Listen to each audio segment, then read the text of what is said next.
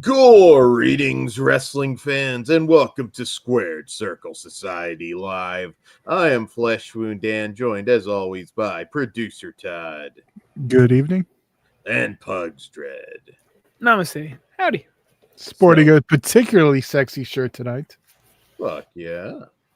Repping XPW California. Repping. Is that from the first or the second one? The first one. It was one of the. You bought the ticket to get the shirt or whatever. Oh yes. Nice.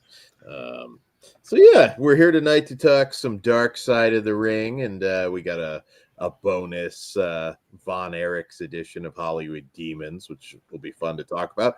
But stay tuned after the show, where we will also be talking the WWE releases and some of the deathmatch news and fallout from this past weekend.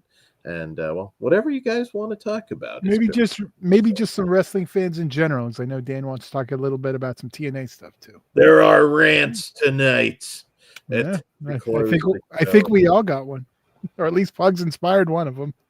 Yeah. I think we do have a lot tonight to cover, but Dark Side of the Ring first, of course, which we'll get into right off the bat with Season 6, Episode 5, the original superstar, Billy Graham.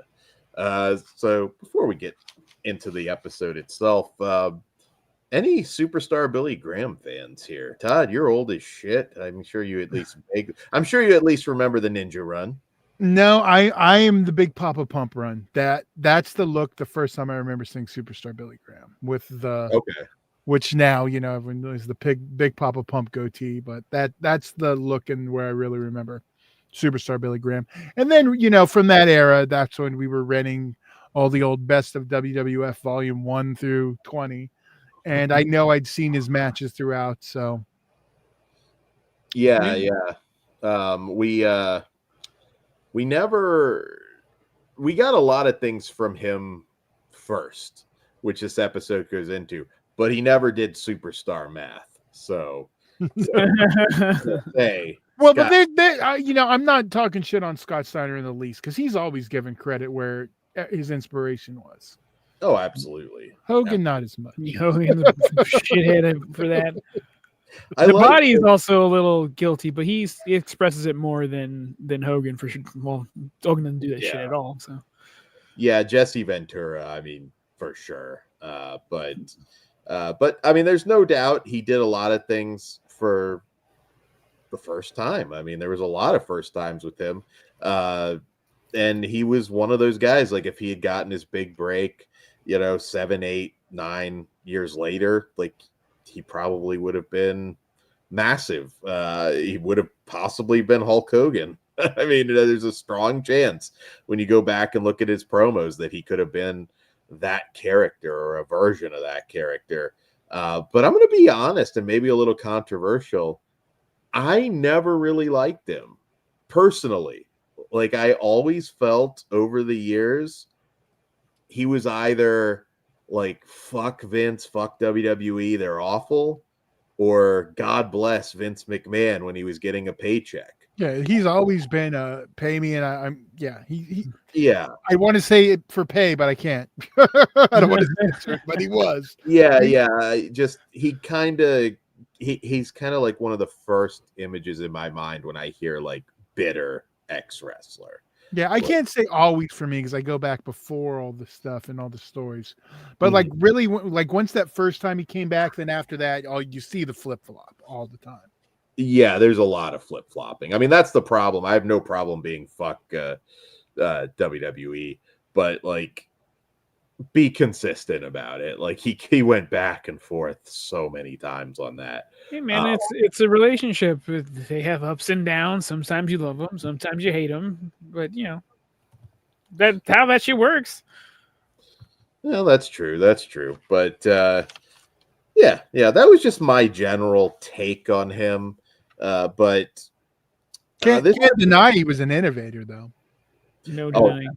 When you look at this, the finger on the pulse, like I don't know at this time, and granted, it's the 70s. we weren't quite into the 80s and especially 90s where everything had changed. But like, I don't know how you looked at Bob Backlund, who was a great wrestler for his time. I don't know how you looked at that and those awful milquetoast promos, and you thought this is the guy to take us forward. To me, it just seemed like turn him babyface eventually and roll with Superstar. It never made any sense. And but we were talking Vince Sr. still. Vince Jr. hadn't taken over. I did find it weird that a year-long championship reign is considered a transitional championship run. That, like, what? Back then. That's fucking wild to me. But the fact, see, and I've ran into promoters like this. The fact that even though the business was good, he wouldn't change the plan, even though he should have.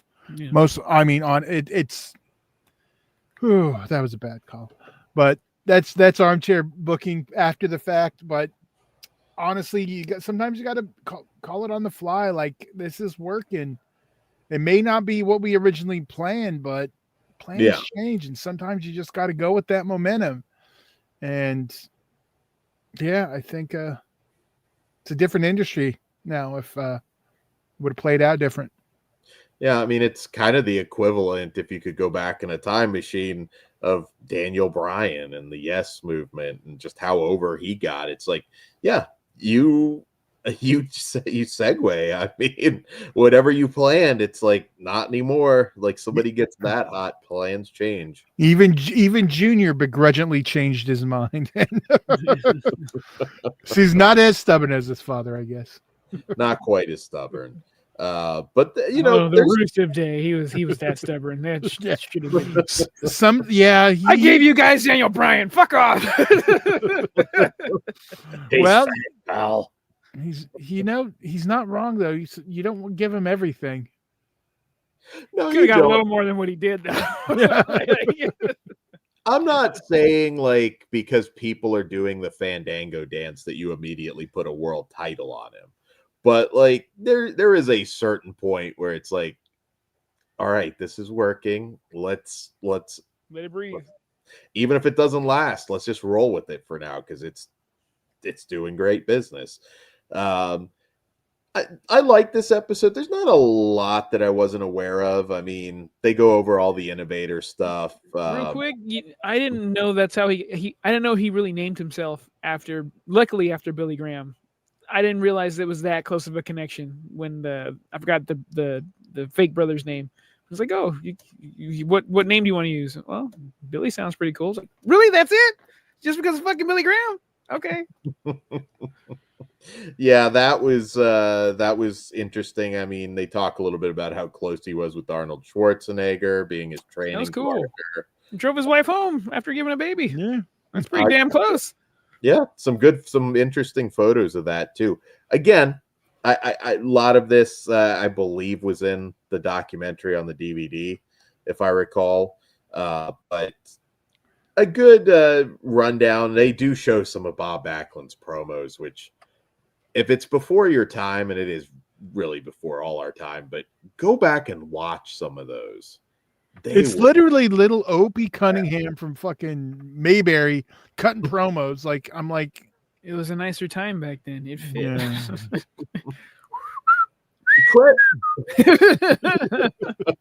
Just putting him in the chicken wing. Now, his second run I thought was gold. I'll just say that. Yeah, they shouldn't have made Bob Backlund world champion in '95. But that's when they were like, all right, we're gonna get the what was he, the Irish one? I don't even remember. That's when he was transitional to get it on Diesel. I mean, whatever. But... No, not his second run. I'm saying. Oh, okay. Because that back in, that's when they're like, you had your Italian champion. You had everyone like representing a nationality for that New York crowd. So he was the Irish one, right? I believe so. I don't know. I think he was just all that, but also he has the fighting Irish stance. So maybe maybe just the white one, because Hogan was the Irish one. That's why he's Hogan.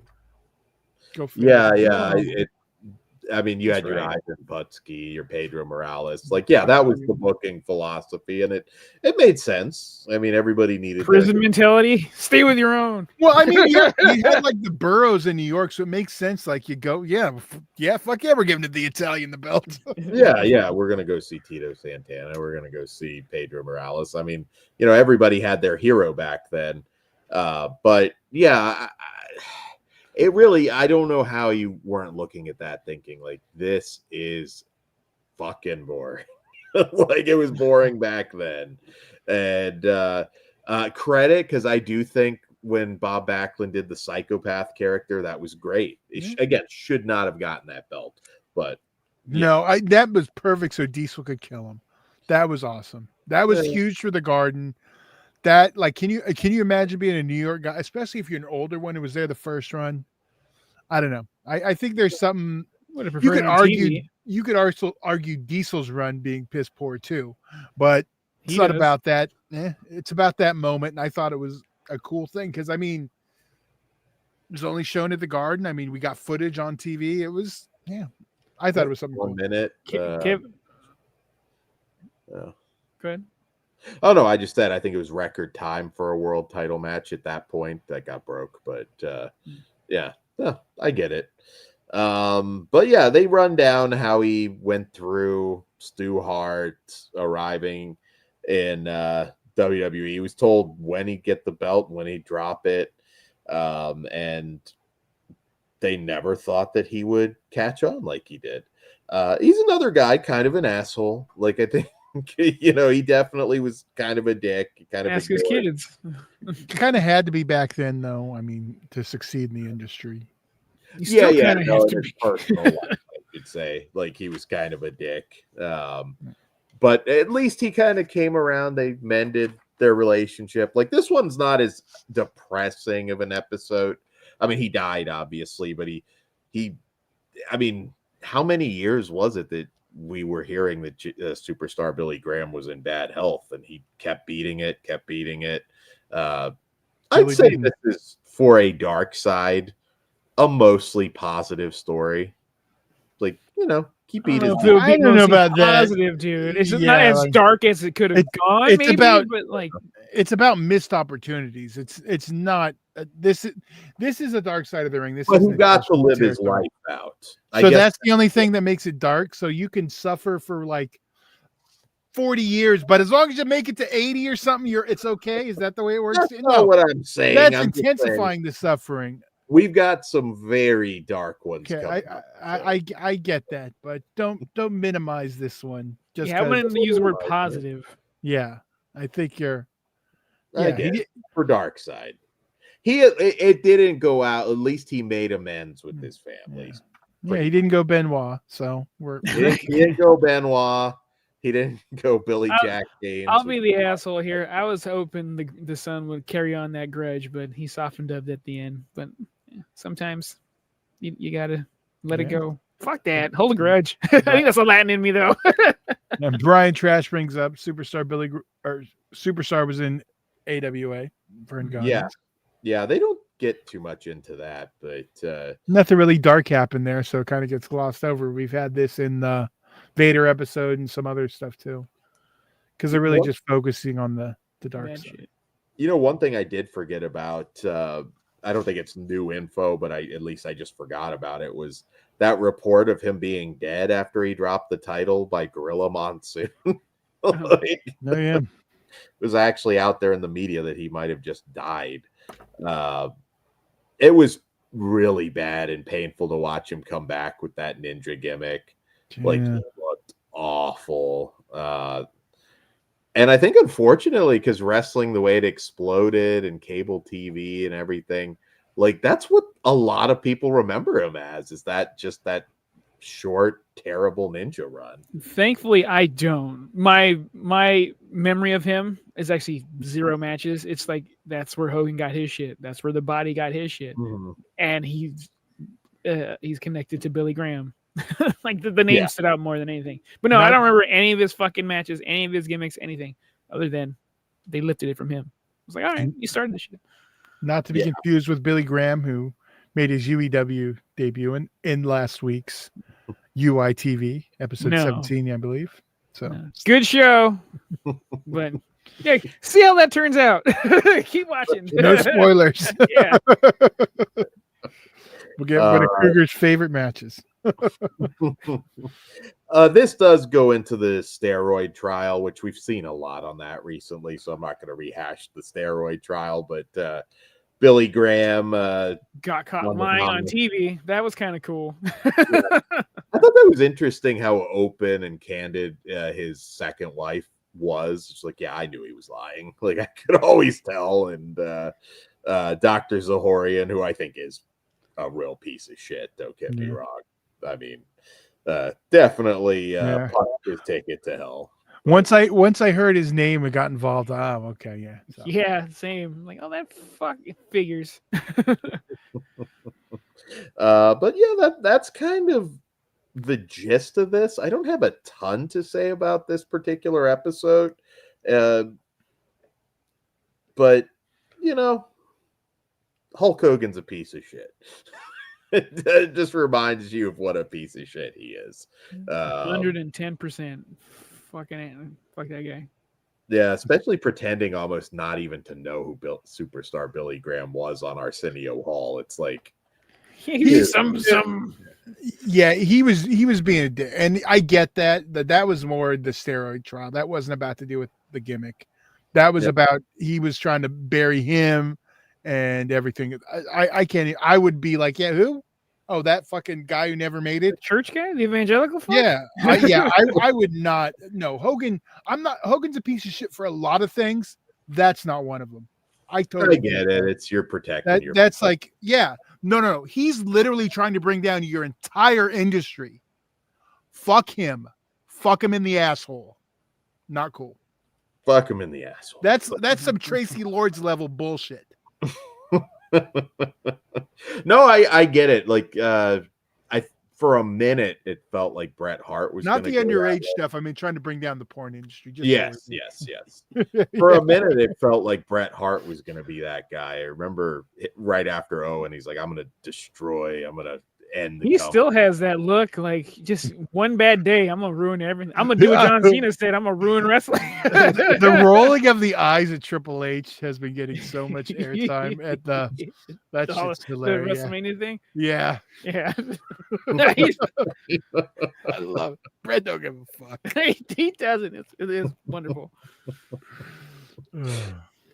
Wouldn't it be funny if he didn't know and you had like Goldberg coming out for Goldberg's last match? If Bret Hart doesn't have some sort of run-in spot, epic fail. Don't get your hopes whatever up. It takes. But we're like, hey, this is all they gotta do. Here's the pitch. Want to do that Tommy Dreamer WrestleMania spot? I have a counter. So you're gonna be propelled from the ceiling. What it needs to be is like, all right, Bret, it's like you're just gonna punch him. Like Bret just like grabs the ring bell and just like clocks him shoot style right in the face. You know, it'd be the best thing ever though. He buys a ticket, he shows up, he just kicks his son in the head. Ruined two careers. Oh, at ringside, yeah. Yeah. Can you imagine he just puts him in the sharpshooter and that causes Goldberg to lose? Yeah, well, see, now I want Goldberg to show up in the front row in a blue blazer outfit. Back. Yes. His first night back on, he has a blue blazer shirt. Wow. So you want a cinematic match? You want to start shit with me, Bret? Oh man. I've actually never gone on that side with what Goldberg can do to Bret. Wow. I don't think Goldberg was known for his mind games. Doesn't matter. I'll end you like a quick release harness. Jesus Christ. Wow. This is where if I saw the gimmick at the bottom and said these are just jokes, don't get butthurt, I'd be running it. Yeah. Yeah, Get us that's back on how task, interested Dave. I Yeah, am. my brain is. Yeah, you better get us back on task. But I'm telling you, epic fail if they don't, because they need to trick It's out. not back more. on task. I know you're. They need to trick it out like crazy. I want the stun gun spot from the stun gun spot's the way to do it. Brett doesn't have to get physical. Just Can we get a hologram? All right. Billy Graham, let's get back. Yeah. Superstar Billy Graham. I You have mean, that's anything? kind of the end of it, really. I mean, RIP. I mean, he does deserve all the credit in the world for being the originator of so much, and yeah, just a Hell, decade even too soon. Devon, like the fact that he has a background in preaching, like that gives you a step above the rest to speak to the audience and captivate them. Yeah. That's Yeah, cool, dude. absolutely. Which brings us to season 6, episode 6, Hot Stuff Eddie Gilbert. This is one I was really looking forward to. I was as well, because that is a name that like diehard wrestling fans of, well, at least of a certain age, probably know, but I don't think he gets the credit that he deserves. I mean, Todd Gordon puts him over. He said in a lot of ways he inspired what would become ECW, and of course worked there. I also didn't like that they didn't mention Eastern first. They just directly went to Extreme Championship Wrestling. Like, you guys are lying right now, but okay. Well, no, they did put up Eastern Championship Wrestling. Like, when they said the word, they didn't mention that. Yeah. They just went to Extreme Championship Wrestling. I was like, yeah. shame on you. But I mean, this guy was a booking genius. Yeah. He's another one that just, I mean, fuck, he's somebody that could be, if it wasn't for the demons, in like the Michael Hayes spot today, or, you know, he's one of those guys that could have just stuck around forever. And great mind. Yeah, fantastic mind. And he was way ahead of stuff. This is a guy who did shoot interviews a decade before everybody was doing shoot interviews. And he's one of those ones that I think knew and had the foresight to see that wrestling was changing, and it wasn't going to just be what it always was. And that's a problem with a lot of guys. They just have their idea of what wrestling should be, and they just never are able to move away from it, even when the writing's on the wall. And this is good. He and Cornette started out the same way. They were both photographing matches in Memphis, so two wrestling nerds that would grow up and change the business. Yeah, they run down his in-ring career. The car accident, I mean, kind of mirrors Brian Pillman in that way. Broken neck, injured heart, but returns too fast, and that's kind of like the start of the downfall. But what are your personal memories with Eddie Gilbert? When did you first discover him? When you were a fan?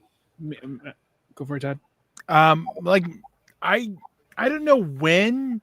I'd seen him on some tapes and DVDs, but I really didn't like get who he was till after his time, really. Like, he's just one of those guys, like while it was happening, I wasn't like seeing it, and it's kind of all after the fact. Like, I knew he like did all the ECW booking in the beginning, but it's always been like Paul Heyman, like, so he's more just someone that like I found out about after, and kind of that way. Like, it wasn't during the time, because like I'd seen him on tapes, but again, wasn't someone Live. You know, Yeah, I get it. yeah. I get it. Pretty much same deal with me. I only discovered his name by being associated with Paul Heyman, and I was like, oh, it snowballed from there. So. Yeah, like, yeah, I knew he was a territory guy, and he'd been everywhere. So I remember seeing footage of the concession stand brawls and everything with Ricky Morton. You know, stuff that looked like it was from 10 years later, and he was doing it early, and he was super talented. You forget that he was married to Medusa or Alondra Blaze, depending what name you knew. I've never really seen her that feminine. like, yeah, she's always the chick, but like seeing her talk about someone she loves like that, I was like, oh, I've never seen this side of you. You're a person. You don't just throw titles in the trash. You do other things. Yeah. Yeah, exactly. And you drive monster trucks too. The feud with Jerry Lawler. Now they show some footage of it, but look that up. I mean, I thought it was hilarious when he got Jerry Lawler to agree to jump and take the getting hit by a car. You watch that and it's like he just fucking annihilated him with that car. I do love it. Like, oh, I thought they would just say no, and they were going to turn it down. No, he probably won't do it. Yeah, let's do it. That's the kind of stuff. Like XPW used to do it. I remember Jimmy getting ran over by a truck. He still brings that up. Jimmy, we're gonna need you to do it again. Jimmy, we gotta go bigger. Semi. You think it's high enough? I would definitely say no to that. But, yeah, I mean, you watch it. I mean, he annihilates Lawler. I mean, that was amazing TV. I mean, fans calling the cop. Yeah, that's so cool. When wrestling fans were actually entertaining themselves. You just got to believe. Everyone's too worried about being in. I'll rant about this later. Too worried about being inside when you need to just enjoy the product. And this is the time you could do that. And there's nothing better than like being able to work the crowd like they did in this era. It's like he was a great booker, and you see it like throughout this stuff.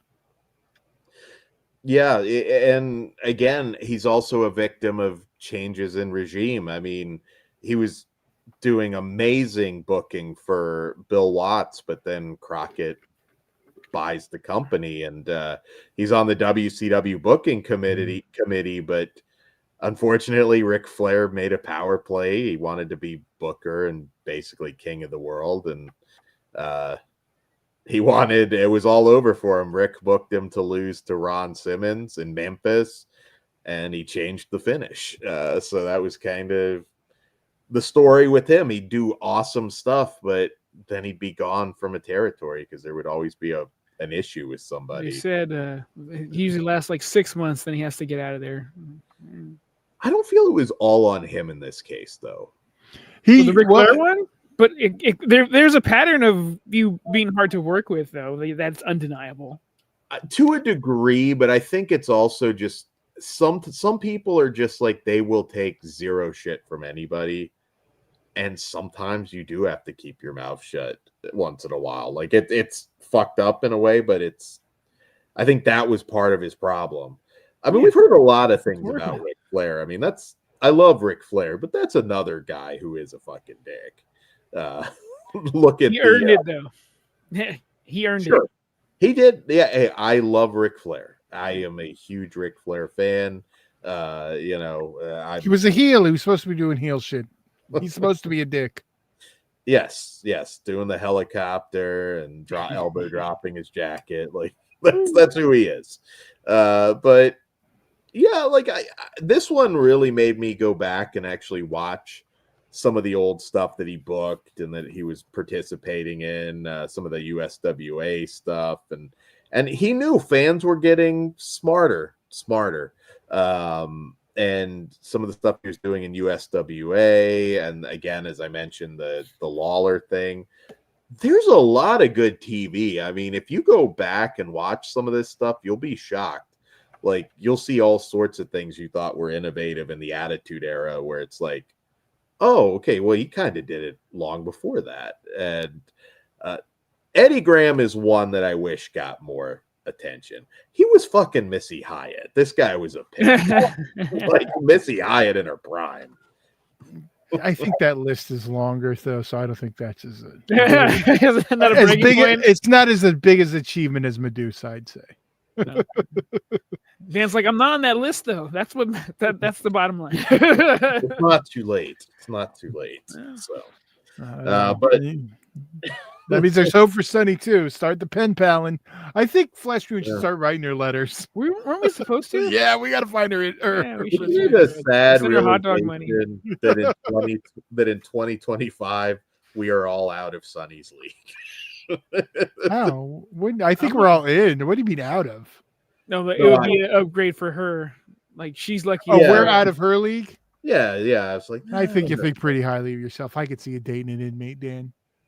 Not if you've seen her lately, Todd. It's still Sunny. Yep. I get that, but I don't even know if I'd brag about it at this point. Sure, I would. Yeah. I might have. Now she took 3 of my wieners. 3 wieners. Where's the? That's why she's doing time. She already took 2 of my wieners, so that would make 3. Get it? See, Dan? I have to explain it to him. Yeah. God damn it, Dan. Every time I see some of the old XPW guys, I kind of want to ask, did you? Like, you can just assume they did and just go on that way. Oh, that's true. But yeah, they go over Missy Hyatt, who was also very talented too. Yes. Like you forget. I mean, Missy Hyatt was an original as well, the original diva. I believe I still have my Vixen's tape.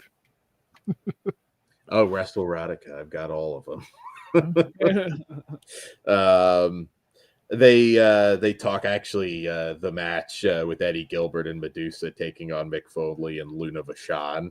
That's a whole lot of crazy in the ring at once. That's awesome.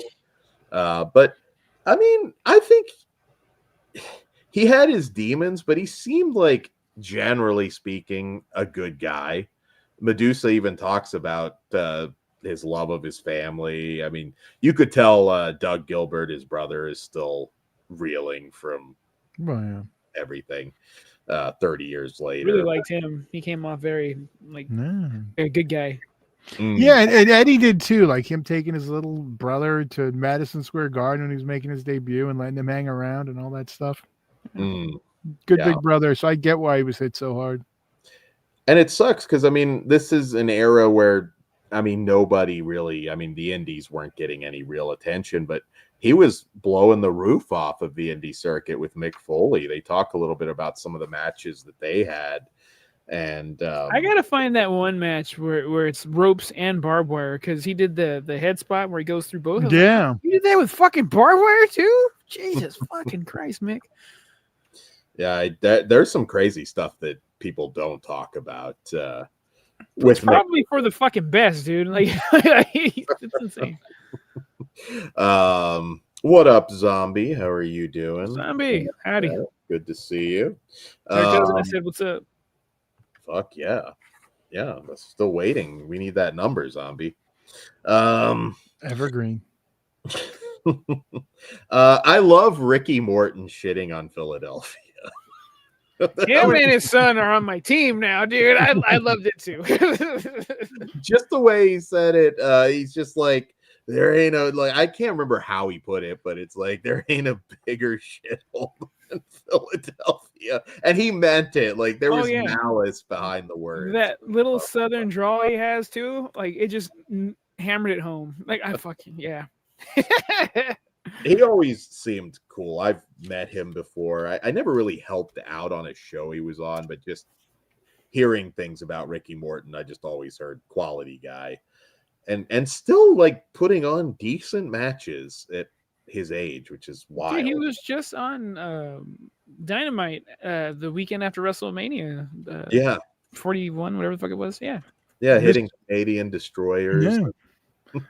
Mr. Bombastic says, haven't seen this one yet. The season's been okay. I do have to say this is a very strong episode. So I think much more so than the Billy Graham episode. Now, and again, I know we're coming at this as we've heard some of the shit before, but I think Eddie Gilbert was interesting. I didn't know everything. You never get him getting his flowers for what he did in ECW, and no one ever really talks about it. Because he doesn't get his flowers anywhere, really. Yeah, but no, it's a shame. Paul Heyman would put him over a whole lot more, but he doesn't need put over Todd Gordon though. So I think there was a falling out with those two, and Paulie doesn't get put in the best light too either.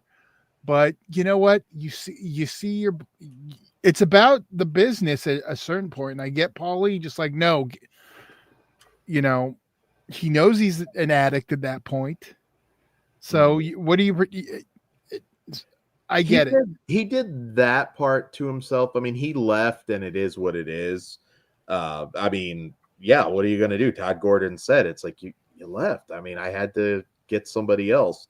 But he is a part of the ECW story, so I'm glad that they told it here because Eddie Gilbert was highly influential to what that would. And become. Paul trained under him for like that should tell you something. If you like, it's Paul fucking Heyman. Paul Heyman was shadowing him, and yeah. And there's no greater feeling than teaching your own replacement, though. So I get why they never spoke again.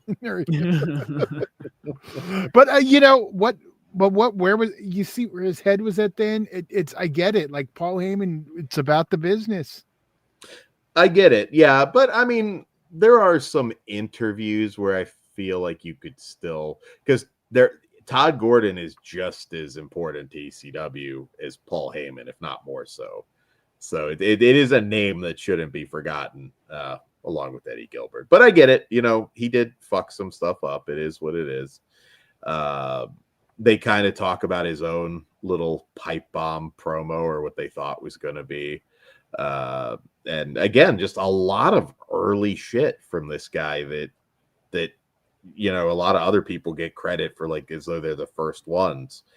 I really enjoyed seeing footage from that early shoot interview from I can't remember the exact year, but the early 90s.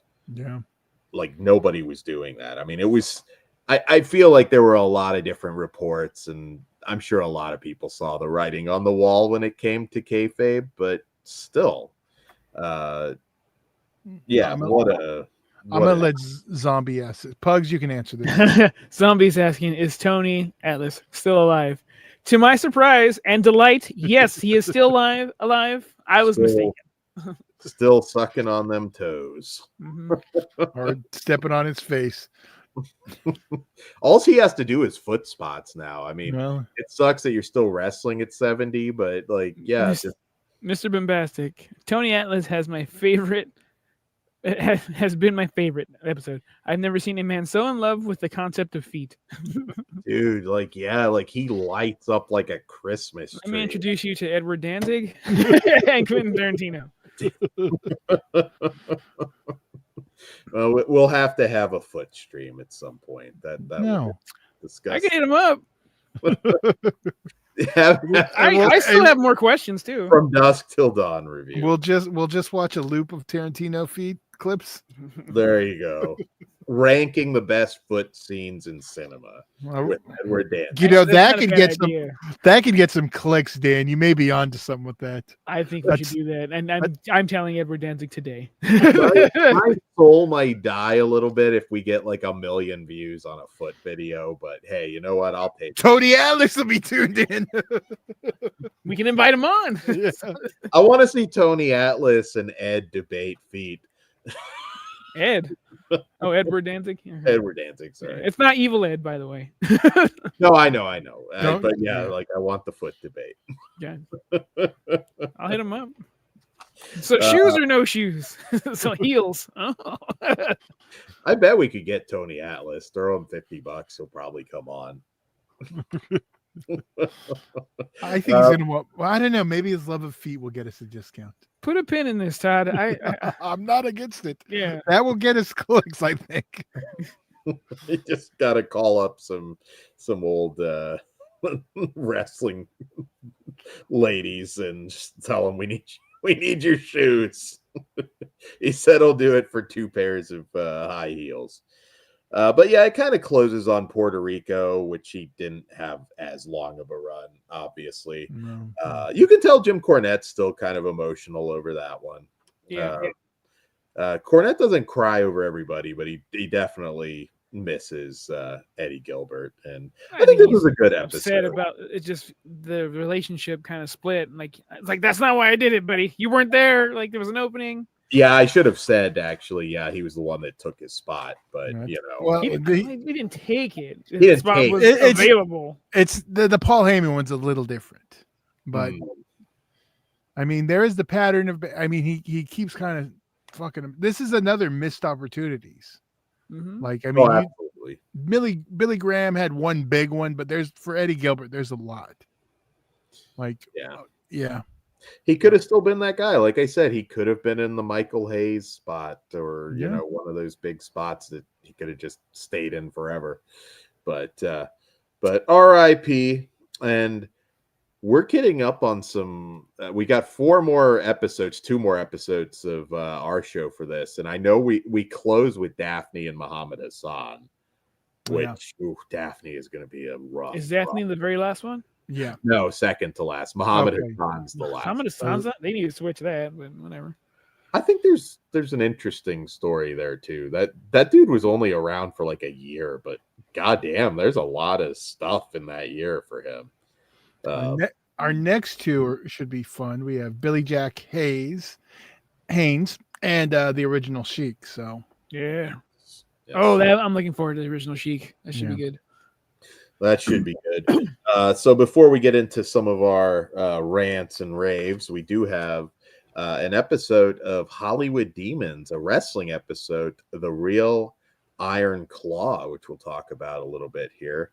And before we do that, me and Pugs are just going to put over how much we truly enjoy Hollywood Demons. And great show. Go ahead. Oh, on Investigation Discovery and streaming on Max. Yeah. So all 6 episodes, but they're feature length, so they're about 90 minutes, 2 hours if you watch it on regular TV. Very in depth. They cram a lot into that time frame, and the first season was only 6 episodes. They need to bump that up. They double that shit because every episode I was glued. Even the one I thought I wouldn't give a shit about, which was the Housewives, Bravo TV and stuff. Great shit. So, and we'll get into the movie. They give us more detail and accurate information than the movie Iron Claw did. So it's a good name that they called it, or a good thing they called it Real Iron Claw. Yeah. The other one's missing a kid.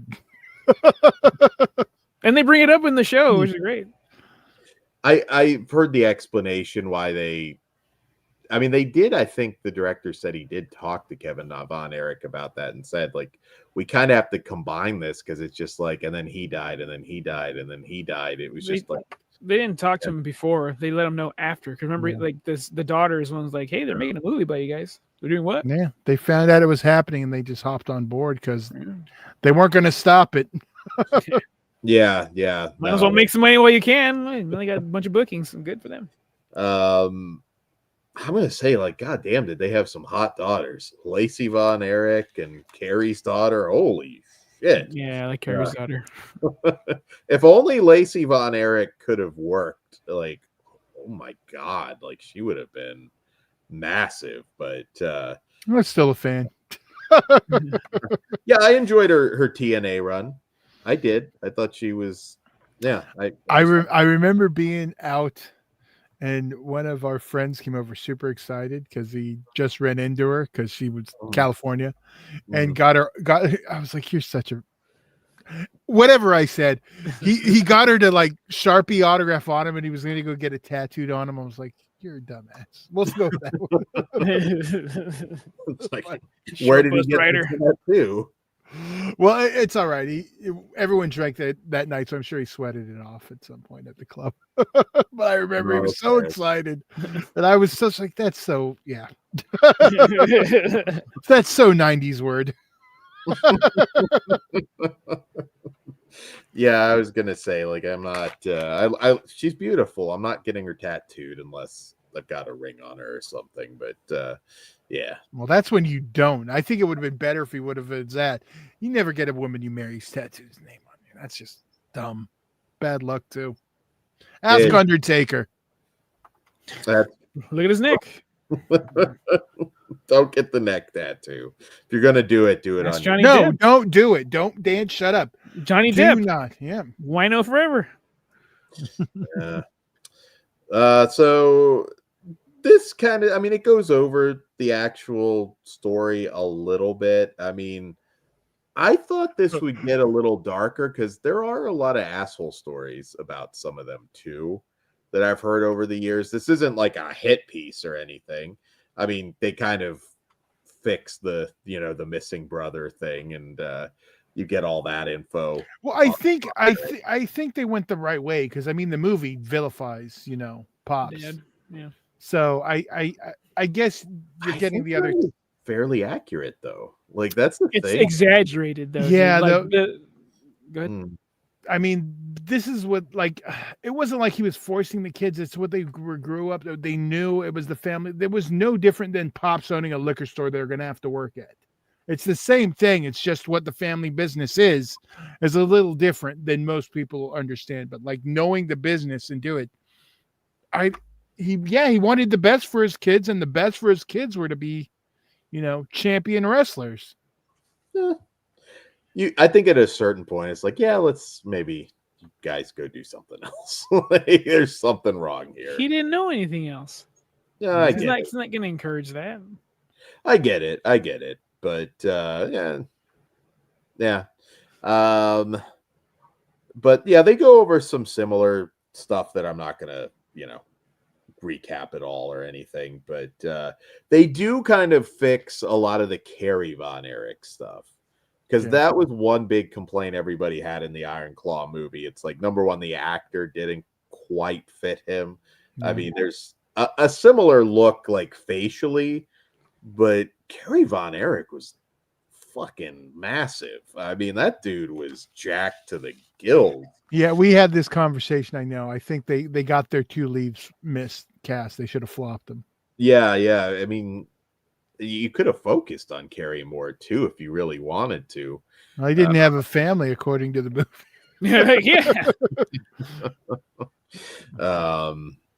This is worse than what they did to Bone Thugs and Harmony in the Straight Outta Compton movie. And they also talk a lot about Kerry's wife. That is like the biggest thing that you get from this. Like, he wasn't exactly the guy that was portrayed in the movie. He was a family man. I mean, he had the same demons, obviously, that did him in. But one other thing that people, I think, that saw the movie might not realize is he came back for a couple matches before that foot got amputated. Yeah. So they changed that around a lot. I see that's that for timing, though. Like, I get that because you don't have to do the foot. Then they just done it like one clean cut. Yeah. There are some moments of Dr. Drew explaining wrestling, which I was I want to hear. It almost implying that like he actually knew any of this. I'm like, Dr. Drew, you've not watched fucking wrestling ever. Like, you may know who Hulk Hogan is, but I think that is like. Well, I mean, someone had to explain these terms to the average, because this is not a wrestling show. This is a Hollywood. Yeah. So the average. What? I can't remember if my favorite fucking girl was in this episode. Oh yeah, she's was she? I can't remember what I fucking is hate it? her. Scoochie Cool? Is that her stupid ass fucking name? I don't want to start a real beef, but I do not like that lady. I know she botched one thing, and I can't remember what it is right now. And one I was really annoyed. Yeah, I just can't stand her fucking face. Like she doesn't ruin the show for me. Like, I'm just, when she's on, I'm like, oh, this bitch, hurry up. But yeah, Dr. Drew, I fucking love every episode, including this one. And yeah, he doesn't know shit about fucking wrestling, but his nonchalantness, though, like the way his cadence and stuff, he made me believe he just sounds like a doctor. I know everything. Yeah, which I think really helps this series too. His presence, like gives it a bit more of a legitimacy. And if it was Dr. Phil, we wouldn't be buying this shit at all. So yeah, no. I liked seeing like some of the story we already knew from the kids' perspective. Yeah, you get a lot more of that new angle. Yeah, like them getting taken away when he was. It's also very sad. It's like, oh, it's on my uncle. Like when I forgot exactly what she said. And I was like, oh, I'm getting bummed out here. Yeah. I mean, like, I still enjoy the movie. It's not 100% factual. I like Straight Outta Compton, not 100% factual either, but I still love it. It kind of gets a lot of like the experience there. but it's not a movie's a different kind of, things change. Broad stroke painting, Yeah. not blueprints. Yeah. So. Yeah. And I thought the Chris Von Erich thing too, like I always felt bad for David Flair because it was apparent that he was never going to come anywhere close to being Ric Flair. Even though they did make him finally work with Crowbar, I did enjoy that run. You got a good run. But I always felt bad because it's like you knew immediately. It's like better run than David Sammartino though. I'll give him that. And Scott, I'll even say, and Scott Putski. Well, the kid. David Sammartino looked like he could have done it though. You know what I mean? Like David, you just could tell looking at him. It's like, no, this isn't gonna work. He should have just been a fucking manager. One of the few times WCW was able to take what they had and find the proper role for him, and that role with Crowbar is it. And they don't have a good success record with mid-carders finding the right thing for them to do. Look at Mike Awesome. The fat chick thriller. But I still love the fat chick thriller. But you get my point. I still resent the fact that he's considered a mid-carder. I fucking love Mike Awesome. I'm with you. That one of my favorite matches of all time, ECW One Night Stand. Oh, that was a match for a long time. Like, show me what kind of wrestling you like. All right, there you go. Every time they got together, it was fucking magic. Yeah, and they fucking say what you will about deathmatch wrestling, but that is way more hard hitting than just smacking each other with light tubes. Those chair shots, man. Fucking Christ. They have those big ass fucking men flying across the goddamn room onto the concrete floor. Power bombs and practically missing the table and just landing on the concrete. Yeah. Those matches hurt me thinking about them. Holy crap. So impressive. That's why I say I like hardcore wrestling is my favorite. That's over deathmatch. But I think I'm on that train, dude. I just never worded it that way. But we'll have some rants regarding some of this after. But I mean, that's the gist of it. I mean, I'm not running down the whole episode, but you get kind of more of a full picture. I guess it's kind of how you choose to see the situation as far as Fritz and whether he wasn't an angel or a demon. That's the thing. He's somewhere in the fake Nazi. he was like what character? Nazi character. Fake Nazi character. Yeah. Threw me off. Sorry. He wasn't an angel. He wasn't a demon. Yeah, he was just a father trying to do the best he thought for his sons. I mean, and within what he knew, also. Yeah, and like I didn't. I see both sides. I mean, everyone after the fact can say, "Well, yeah, he shouldn't have done this and that," but at the time, the painkillers weren't even a thing. It wasn't thought. It was just part of the culture at the time. It's not like now. It's not like smoking a pack a day now, and well, I shouldn't do that. Back then, you were smoking a pack and fucking. It was doctor prescribed. Yeah, it was. You're doing everything. And getting hammered at the same time. I mean, back when men were men. That's what I'm saying. Good. Oh, I was just gonna say, Kerry Von Erich. When I was a kid, totally oblivious that guy was an amputee. Well, everyone was. He sold it. Like he wasn't just you, Dan.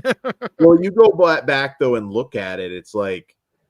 I don't see it. Like, holy crap. That is by design because he didn't want you to. And as a good fucking worker, unfortunately it fucked him completely over. But that's so sad.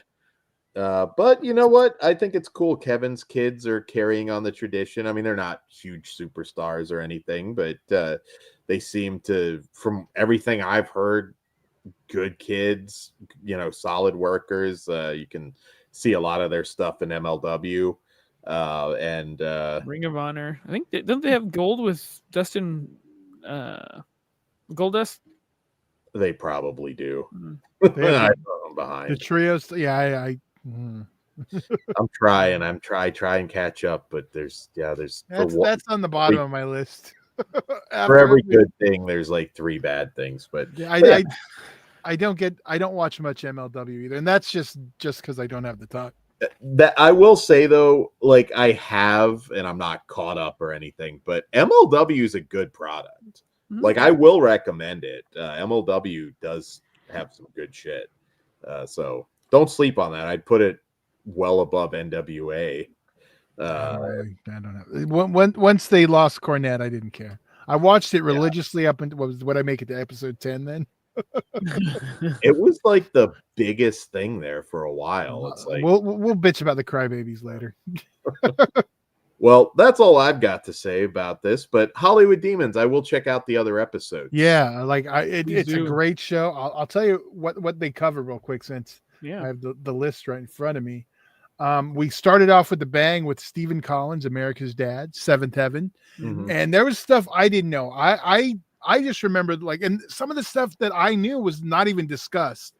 I remember the talking about the little baby boy and all that stuff, and that was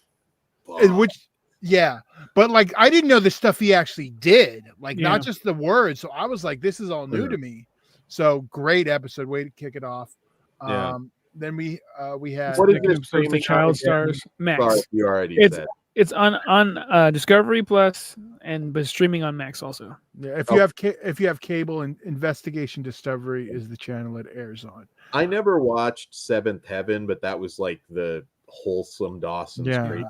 I did. They actually talk about people like me because it was appointment TV on Mondays when it showed up, and then when it got syndicated, I had it on while I did homework. So I was like, I grew up with that shit because Jessica Biel. Come on. yeah, I get it. Then we had the Child Stars Gone Violent. Really good episode. That was a great episode. The first one, it's good. That one will get you hooked. You're consistent with this shit. Yeah. And then I know the one Pugs was super excited for, Dark Side of the Power Rangers, which most of that stuff I didn't know. I knew a little bit of the end stuff and the casting of the black and yellow Rangers being obvious, but I don't believe it was an accident. No, it was the 90s. That was 100% imperfect. Who's going to be the Black Ranger? Well, duh, the yellow one, and you know what? And the Pink Ranger too. Come on, it was a girl. Yeah. So, if people my age, Dan, I don't remember if you watch Power Rangers or not, but that's like everyone's first girlfriend. But you knew who Kimberly was. Oh yeah, hot as fuck. Yeah, that's everyone's my age's first girlfriend. It's that or Topanga. So she's also that's my. I know that's the millennial argument. I get Topanga is still banging. She's been lately. Then we had the one Pugs was least looking forward to, but was this outstanding episode. Housewives Gone Bad. Stall for me for 1 minute. I'm just grabbing something. Sorry. Okay. That's fine. And then this episode was the Real Iron Claw. That was the one we just covered. And the last one we just had the season finale, and that was Stalking the Stars, and it was about all the stalkers. Yeah. And we even had a quick pop-up of what was the WWE chick that got stalked? Sonya Deville. Sonya Deville, thank you. Very pretty lady. And again, to give you so much information in that 90-minute roughly time slot, it's very impressive, and I'm disappointed that it's only 6 episodes this season, so hopefully they double it up. Well, if you need something to fill in the time, Death by Fame, if you haven't watched especially the first 2 seasons, great. The last one, I think they were stretching a bit for the word fame. It was more fame adjacent versus Although celebrity. You got to at least be in a movie. I don't care if you're some influencer. Come on. Well, there are people younger than us that that's. No, I get it, but that's the first. Yeah, but I mean, there's a difference between that and the first 2 seasons. But either way, that's great too. So and it also getting back to the Power Ranger episode, I checked out at a certain point, and it gave me the dirt on Power Rangers that I didn't know. Right. Did the one who stabbed the person with the sword? This is awful of me, but it's fucking hilarious because that's the Red Ranger's weapon. It's perfect. Yeah, well, no, I remember that news story when it happened. I remember when it happened, but I wasn't watching Power Rangers at that time. Although I did watch the Red special where all the Rangers got together. Fucking cool, better than Endgame. Suck my dick. Good shit. Good quality TV. If you're a documentary fan, true crime. I'm gonna say fan, but if you're a fan, you can be a fan. I think it's okay to say you're a fan of true crime. I mean, if you say you're a fan of crime, that's a little different. Okay, so that's that. Definitely check that out. Check those out. All right, Dan. Drama and releases and all that. Why do we kick off with the releases? Yeah, so I mean, we won't run them all down, but as far as WWE cut, I believe 17 people as of this recording. And then is that just the talents, or is that the backstage too? Backstage was 12, at least 12. Okay, yeah, 17 though of act in. Okay, that's what I was just checking the numbers. And so some of them, like, my opinion might surprise you, because I'm a big Shayna Baszler fan. I think if they had booked her like the beast she was in NXT, she could have been a big money draw. But the reality is, like, it was just too little too late. She needs to go elsewhere, and I do think she will end up in AEW. And I'll be honest, I think she's a great pickup. Yeah, wherever she goes, she will be fine. She's a good backstage hand. She was training some of the people in NXT. She was helping them out recently. Yeah, why the fuck would you lose her then? I think the biggest issue was like that I'm hearing is a fact that, like, a lot of these people on their current contracts are being overpaid for what their roles were, like, because you can see the ceilings of where people are at this point. And I'm sorry, for a lot of them, I'm gonna specifically bring up Braun. For a lot of them, like Braun Strowman, Braun Strowman, the one that's released, not the one that's still on the roster. I don't know if the double name helped him or hurt him, but I'll just call him Strowman so Dan doesn't add it every time. So Strowman, like, he's a good example. Like, I think he was at the level he was going to get since he's come back. He really hasn't done much. He's getting hurt a lot too. I gotta stop you there. He made Jacob Fatu and Bronson Reed. He got hurt doing both of those. He did. I'm just but at the level he was being paid, I don't think they were paying him for a guy who's making people. They were paying him top guy money, and I think that's the biggest thing. And they can't just like say, like, look, we need to offer you a different deal, because that's offensive. That's like AJ Styles. Then that's all I'm going to say. Yeah, AJ Styles. Well, AJ Styles was exactly what they did. Like, he was taking like a 70% pay cut. Like, but realistically, that's what's going to happen to some of these guys. I think the biggest problem for Braun Strowman was he wasn't a monster anymore, and because people liked him from his social media, and that's what they know. And the line not being blurred at all from when he first came and he was a monster to him being all happy and friendly on social media kind of kills that believability, whether they want to admit it or not. This is the reality of today. You're not going to keep a monster heel if he's being all sweet and goofy and sappy on social media. No, I agree. Kills it. Yeah, you should. And that devalued him for what role he needed to play, in my opinion. I did enjoy the last run. Like I said, some of the Haas battles, I mean, very memorable. The Reed stuff was gold. Last Monster Standing, him and Bronson Reed on Raw was bad as fuck. The parking lot brawls and everything. When Braun was booked properly, like, I do genuinely love his work. But I think another thing on top of what you said, Todd, is he is in his 40s now. He's had age is another factor. Bad knees, serious neck injury. I get it. Like, I don't 100% disagree with that cut. It kind of sucks, but I know I get it, because, like, it's not his fault he didn't get the position, but it kind of is, like, the social media stuff. But I know the NXT things. I think the word was that they weren't working as hard as they felt like they should have been in training. Was a factor in some of the releases. Which one? Because I have issues with Gigi Dolan, obviously, but but you know why I want her there. Like, Gigi Dolan is a hot fucking girl that will draw. So I agree with you. That was one I felt like I don't know why you. Maybe they are bringing Paige back, because she was always the Paige replacement for me.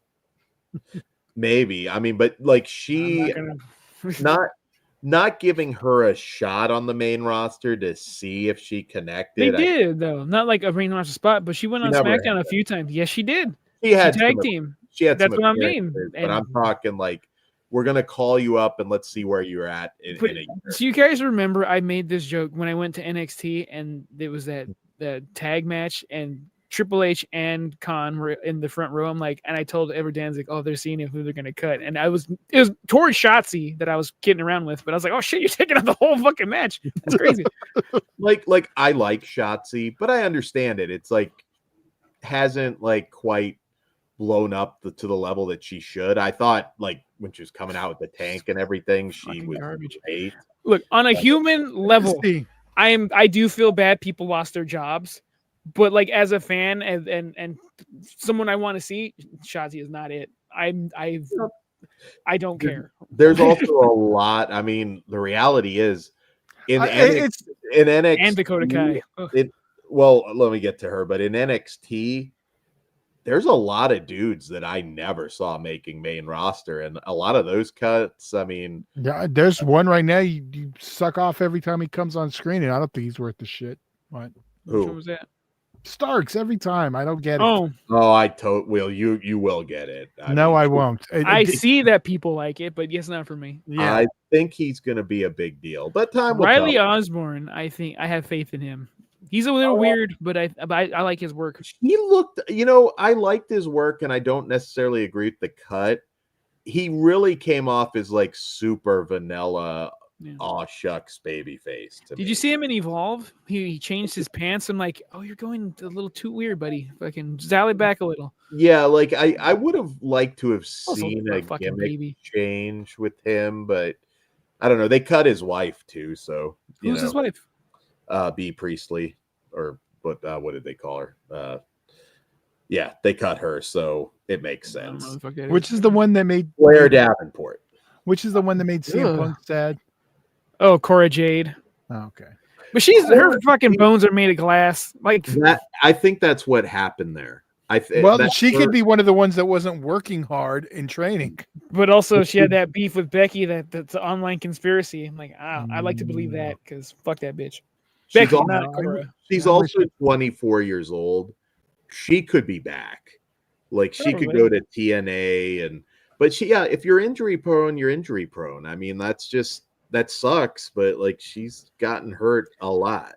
I was wondering why Roxanne and Julia were teaming on Raw, and I'm like, oh, this makes sense. I will say you can tell the difference of cutting though this isn't the McMahon way of cutting, because they're like cutting people that were literally just on TV. Like I watched NXT after she was already released. Like I'm like, oh, they got released. Like that's not something Vince would let happen. Like I don't know. There's just something about like it feels more corporate cut than when Vince did it. Like he'd release people, he'd be like, huh? I see people blaming Triple H online. It's like he has a boss too. So he has to, sure, he'll give you a list of these are the people that are, this is a dickhead thing to say, but like expendable, or like this is where we can cut. But I don't think it's just like, oh, we don't need him anymore. And Triple H doing the thumb thing. Like, no, he had a mandate also. Like Javier, that guy was never going to make main roster. Well, I think that the big problem though is like it's like you're charging them the amount of a mortgage for WrestleMania, but you can't afford Shotzi. I think that's one of the perception things though. They're making more money than ever, and but you have to continue to bring. I know, I understand it, but this is like one of the crowd. Big. There's a few people they shouldn't have let go. I mean, I hate to be that guy, but like I do look at it and I was like, I think Gigi might have been worth holding on to. Maybe Natalya at this point, because like, what is the last interesting thing have you done with Natalya? It trains everybody. Yeah, that's the thing. You can't get rid of both your people. Yeah, Natalya and TJ, they are integral to like. We don't see it. Yeah, but maybe move on to that. I mean, Apollo Crews. I don't know that one. He's gone. No, he's not. Apollo Crews. He got cut before this batch. No. He's been gone, dude. No, check. Yeah, I thought he got released like is gone. All right, let us see. And this, if I'm This is no Tony Atlas situation here. But no, see, I honestly I think I would have liked to seen Gigi get a shot at the main roster, but I get it. Like everyone who got cut, I'm like, okay. Apollo Crews is still under contract with WWE. He's not been cut. Is he injured? Did you go to he's WWE injured, page or did you just Google search? Apollo Crews is not cut. Answer my question. Where are you getting this information? I can go to the WWE page too. Thank you. But Apollo Crews released. I mean, that would give you. Apollo Crews is not currently released from WWE. He's just out of action. I could have sworn they fucking released due to a torn pec, and this is a new article. Okay. No, so, I apologize. But that tells you something. He's expected to return to the ring by late July or early August. So he'll be in the next cut. Well, go join the Hurt business, dude, or Hurt Syndicate, wherever you're right. Yeah, He'd probably be better off. So, I mean, I disagree with some. Like, I love Dakota Kai, but I think she's going to be a bigger deal in AEW. Who do you disagree with? Like who was integral to the product right now? Oh, I do have the big one. So, Gigi Dolan, I think I said it. Explored more. I agree. Kat and Zaro and Caden, and I know you don't love them, but here's why they shouldn't have cut them. They're an actual team. They're trying to build the women's tag division, and I'm not saying that they're going to be big box office, but you cut every fucking. If you were going to do that, I would have kept the two black girls for the metaphor. That's another one. Jakara Jackson, I don't get that. But I don't want to push Lash on her own because she's a fucking star. But like for the time being, I would have kept them over the party people. And none of these people were like putting people over on the way out. It just feels like corporate cuts and not wrestling cuts. That's the thing too for Strowman. The Wyatt Six needs something to do. Come take him out. What the fuck? Yeah, like none of these firings like enhanced anything. Yeah. Although they could bring Strowman back again. Like how would you not have Jordan Grace take out fucking Shayna before you release her? Oh yeah. I mean, there's you could, but think about all the pins Shayna's taken. I love Shayna, but like beating her doesn't mean anything right now. But you know what? At least you get that one out, and you can have a strong match. And there you go. I agree. Yeah, like I mean, there's always I love Shayna. Job them out a little bit more. I mean, not in a point. She's one that was on the roster in AWS when I worked with them. So nice. No, so was Priscilla Kelly too. Pre-tampon spot though. Nah, fuck that. Vampire tea time. Give me that shit. There's no water. Toxic Attraction, like her and Vipress. Get them together. If Toxic Attraction had made it to the main roster, that was should have. It fucking should have. Although now that JC's still doing well, but like if Mandy ever decides to go do something somewhere else, you can bring in Gigi. Zombie, does Mercedes still hold 4 or 5 belts? Yep. And she's gonna get Monet or Martinez. Mercedes Martinez. I always people act like there's only one. Mercedes Martinez is the GOAT. I put her over. Sasha. Yeah, but that's not who we're talking about, Dan. Mass audience, you fuck. Yeah. You know exactly what you're doing. I'm smart. I'm smart. Fuck you, Todd. Yeah, she has a Batman tattoo, so I do like her. But shut up, Dan. Mercedes Martinez, another one I worked with while I worked with AWA. Oh, nice. AWS. Talented lady, right? I think she is actually the current or the last AWS heavyweight champion is Mercedes Martinez. Nice. I remember who she beat, but I'm trying to think all the lists now. I mean, most I can see being justified because the women's division in NXT, like just about everybody I see getting called up, minus a few.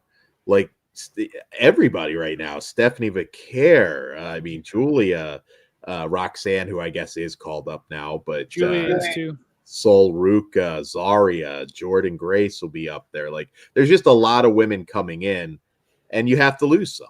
That's just all there is to it. But also, it's to rotate. You can always come back. Like it's the wrestling business. It's honestly better, I think. Go get better. Go build a following. Bring them with you. Then we'll give you more money. Versus just staying there and being used poorly. I mean, you're honestly You become Apollo Crews, and these two think he doesn't exist anymore. Or you can go the Cardona route. No, make a shitload of money. It's hard to reinvent yourself if you stay there forever.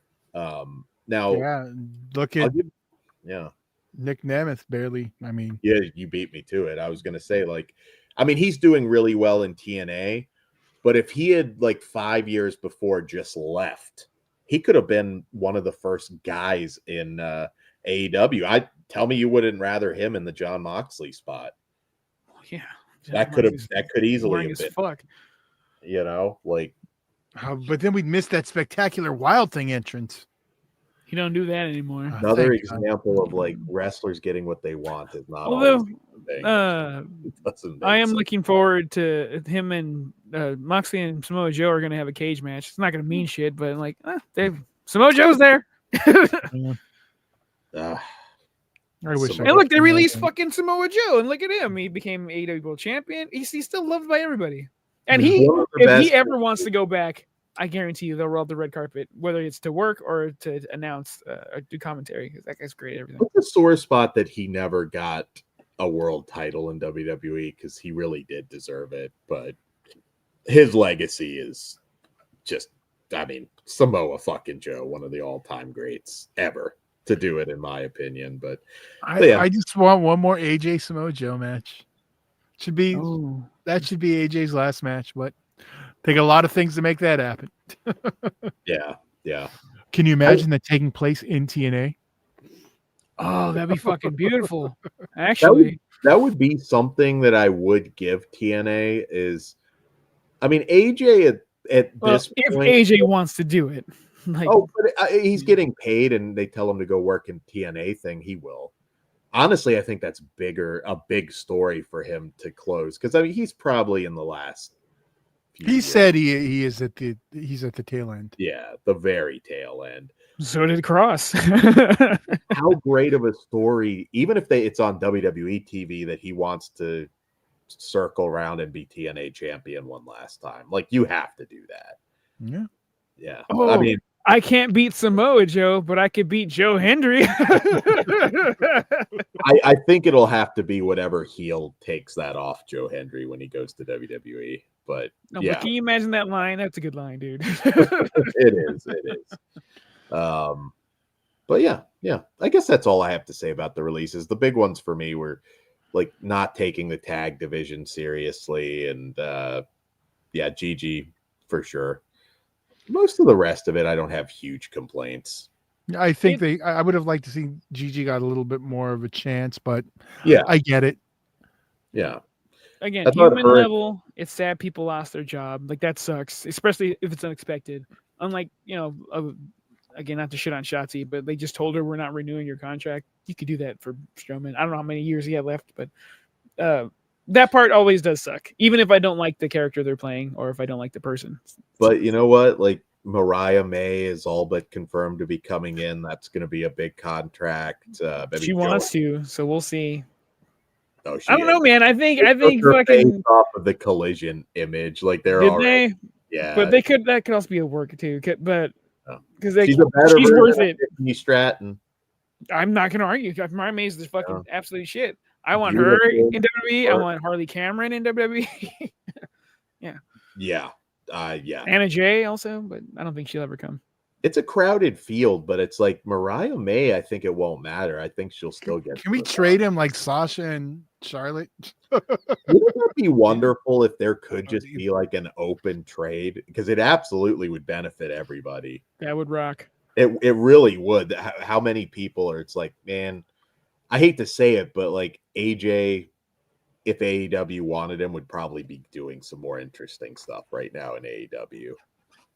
And if they got a good trade for that, CM Punk couldn't even make me keep watching AEW every week. I tried, but it didn't happen. Well, you always tuned in. The note that, or the rumor that he might not re-sign with WWE after his contract is up this time. It's a long fucking time. That was clickbait to make. Don't care. I'm believing. I am believing. leaving. Maybe in 5 years they won't. They're not even thinking that far ahead. He's already said he wants Shawn Michaels' job in NXT. So I mean, I think that's his. You know what? As long as I don't have to see him like Shawn Michaels, currently right now, I'm not really don't have to deal with Shawn Michaels. Fine. I liked his booking in Collision. It was fine. No, I think CM Punk has a head for it. Yeah. He's got to work on as long as he takes his fucking medicine. He does have to work. Hold on, I'm just gonna say this. I know you hate him, but who was the problem? Was it CM Punk or was it the fucking babies in the locker room? It was AEW. Well, Tony. I'm still saying CM Punk.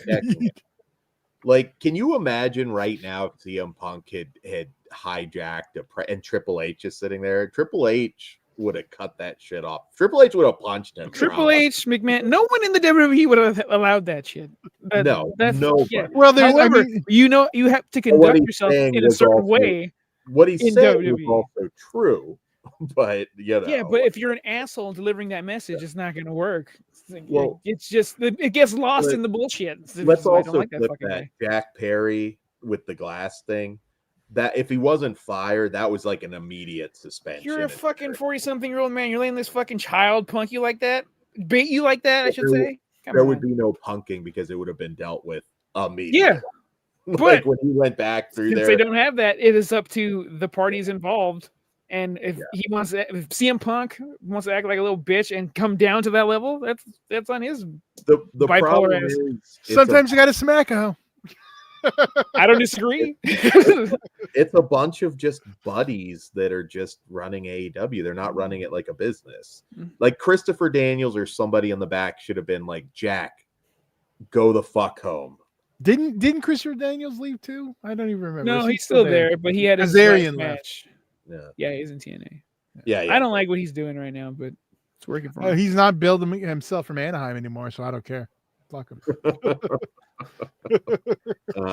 But there's some other drama. Not to say. Yeah, but you wanted to talk about the TNA stuff. I guess it's the drama. Oh, yeah, TNA. I had made a comment about how disrespectful the LA crowd was to Tessa, and it wasn't just the normal "you're a racist" chant what you want. Like some of the Tessa "we're coming for you" stuff. Like, okay, that's funny. Like that's funny, but yeah, the just hijacking shows shit now is just like the beach ball shit, and like chanting for people that aren't in the match. It's disrespectful to both the workers. Just to play devil's advocate here, the CM Punk chants when he was gone for that decade. Did that not bother you?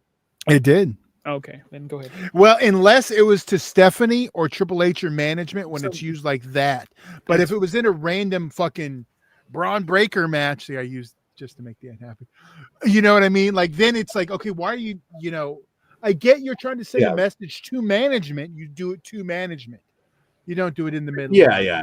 I get it. Especially when there's something that's actually good happening on screen. And it's kind of like people, I want you to understand. We chant some horrific fucking shit at people. Todd is the president of FRM, Front Row Mafia. He's telling you to co-president. Caesar, shout out. He's telling you this ain't cool. That's a big fucking deal. Well, I'm always about respect, though. Like, I mean, like, okay, you're supposed to be smart to the business, but you're disrespecting it. Like, I miss the divide, but that'll be something I'll get to in a minute. But and I'll throw it out. A lot of these same fans, like, will be very selective. Like with Tessa, like that's fine. You don't have to like Tessa, but there's also some shit out there about Darby Allin. There's some accusations there, and everybody loves him. There's also selective outrage. It 100% is. Tony Khan, like Hulk Hogan will never be in my company, which is a good idea. He shouldn't be. But then you bring in Ric Flair. Fuck you, Tony Khan. You're full of shit. All this moral outrage. Like, fuck. Ric Flair's the man. It's hard to make sense when you're that coked up, allegedly. And Tony Khan knows that the helicopter story. Don't act like you didn't hear that. Go fuck yourself. And again, I also want to say, you can believe what you want to believe, but I don't believe Tessa has ever admitted to the worst of that. So it's still a she said situation. So I'm just throwing it out there. And Tessa Blanchard is fucking amazing in the ring. Maybe she. I bet she could be like the best of the best in a field right now where there's a lot that could claim that crown. Like she is right up there at the top. So Zombies asking, dude, where are the video clips of Todd starting chants? They're out there. Well, you can watch all the video clips of me and Pug starting chants all you want on Stream XPW, on UEW. At this show, you can see us chanting "Who's this bitch?" at Camille, and her giving us dagger eyes. She said some shit to Pugs too. Good time. I was scared and aroused. Chelsea Green, like you said, some pretty awful shit to you, but she didn't cry like a baby. She said she thought you were pregnant or something. She called, maybe call me fat. I called her a butterface. It's funny because this is the thing. Like this is the kind of fans we are. Like we go.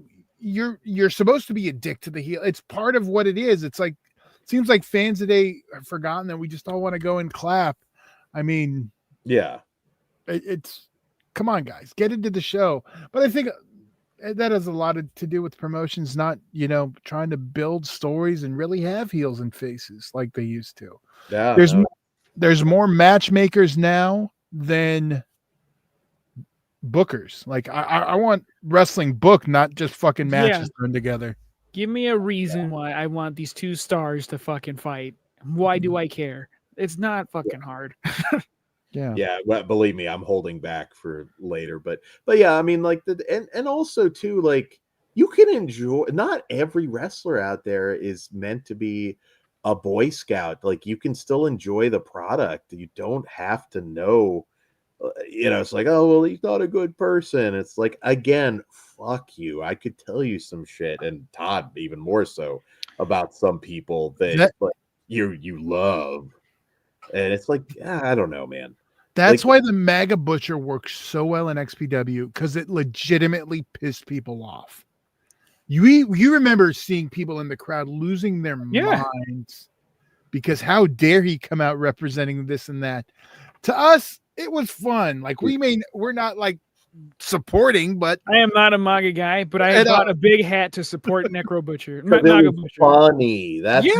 It was funny and it was entertaining. And it was pissing people off, and that's I like my entertainment to be a little dangerous, and that's what this was. I mean, this was at the beginning of it, but like right when he started doing that, I remember replying to one comment is like, that faction is racist, and I was like, Danny fucking Ramirez is in the group. You stupid. You should hear some of the shit he says. He's pretty goddamn.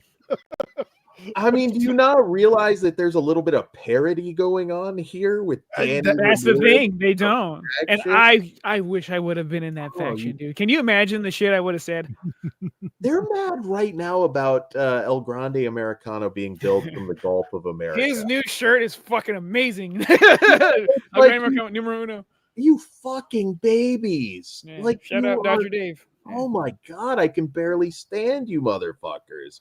Like that is a funny heel thing. And that offends them too. Like, see, that's the thing. Heels are supposed to offend you. Yes. Like it's supposed to stir up your emotions. That's what wrestling is. Like, I mean, if not, it's just fucking guys hitting each other for no reason and fucking flipping around. I need a story. Yes, exactly. It's just everything. I do want to just get into the weekend shit.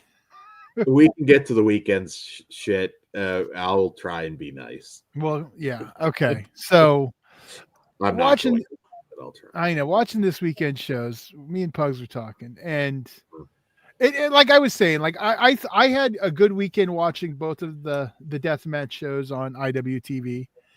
But they were just a collection of matches, like without real build or story. And there were some fantastic matches, I will say that.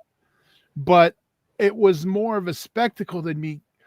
Like, there was no story. I mean, they made some stories out of what they were doing, but they were kind of like based in reality. And it's all going to bleed together. There was really, for me, only one story from both days. And that was? Otis and Bev, because they have history. Other than that, they were all just bouts, which is fine. They were very, very good. Lots of light tubes. They kept putting that over the most light tubes the building's ever seen. But that's what they want light tubes over story. Yeah, that gets old. I mean, again, it was cool to see. I will say that, but I do want. What are you going to remember? Specific spots? Yes, but like story beats and probably carrying. Not going to remember that 5 years from now. It'll just all bleed together because they're just doing the same shit. That's like my thing. You can have both. You can put on those awesome matches and still give a reason for it. I mean, part of this is, and I'm not talking about this promotion in particular necessarily, but like there's people don't know how to book or tell stories anymore. Like no selling light tubes back and forth. And I'm not saying that they weren't selling them. I'm talking other just general. Tell a story like you can. There's so much great talent out there, and it just gets so frustrating. And my biggest rant: stop hugging each other. Well, that's the big one. Yeah, that's a big deal. Okay, this show in specific. Let me do mine for remember Dan before. Go for it. Yeah. Okay, like every match, it felt like okay, you guys try to kill each other, then you suck each other off in the ring, hugging each other, how great it was, how great this guy is, he's the future, this and that. Like, okay, the meaning of it has like gone away because you do it all the fucking time. Everyone's the fucking greatest. We're gonna do man love after every fucking match. There's no. I hate watching that shit. I was bitching the whole time. I was like, well, here comes Danny again. Now who's he sucking? It's just repetitive and it doesn't build anything. I get he's excited they're going to Japan, but they're doing all this. It's not taking place in the stories, and I think they've stepped up their game. They have. And like even putting the packages in between the matches, it's great instead of just staring at the fucking ring cleanup. But my thing is like if you're going to do that, which you shouldn't, your character, your person needs to be a little more bipolar, like Two-Face. So like maybe from bell to bell, if just work it out somehow. Bell to bell, I'm a monster. After you hear the match is over, you hear the bell. Okay, maybe you do that. But after every fucking match. Like every match you're in, every match you're not in, you stay still allowed to fucking do this. And then there was what is the culty group? I know Nathan Mallory. What's the Covenant of the Goat? Yeah, like you're telling these guys they're going to get to go to this. It's like so like. They're not supposed to be happy. You're like literally killing the only guys that like have a gimmick and are in darkness. But I'm gonna just break all the kayfabe. And I get it. Kayfabe said blah blah blah, but they're trying, and you're just killing out the fucking like. I'm like just sitting there like, why are you? This is all backstage bullshit. You're just stroking your ego to tell these guys you want to get their reactions. I don't care, and I get it. You're small. I'm not just this. It's a small deathmatch community. It's not the larger world of wrestling. You're playing to them, and that's all it is. It's like it's frustrating because it is. Also, the Covenant of the Goat just sent practically 4 people after you, and you're going to congratulate them in front of everybody. You should hate each other right now. Danny should be mad, and so should the Covenant. Like fuck, this one guy beat the 4 of us. Yeah, we're kind of new, but. Good. And now we're all happy because we're getting to go to fucking Japan, which is great. Yeah, they're going to Ireland or something. One of the that one blood in Dublin now, since you all had to suck each other's dicks in the ring after. But it's I don't know. That's one of the cool.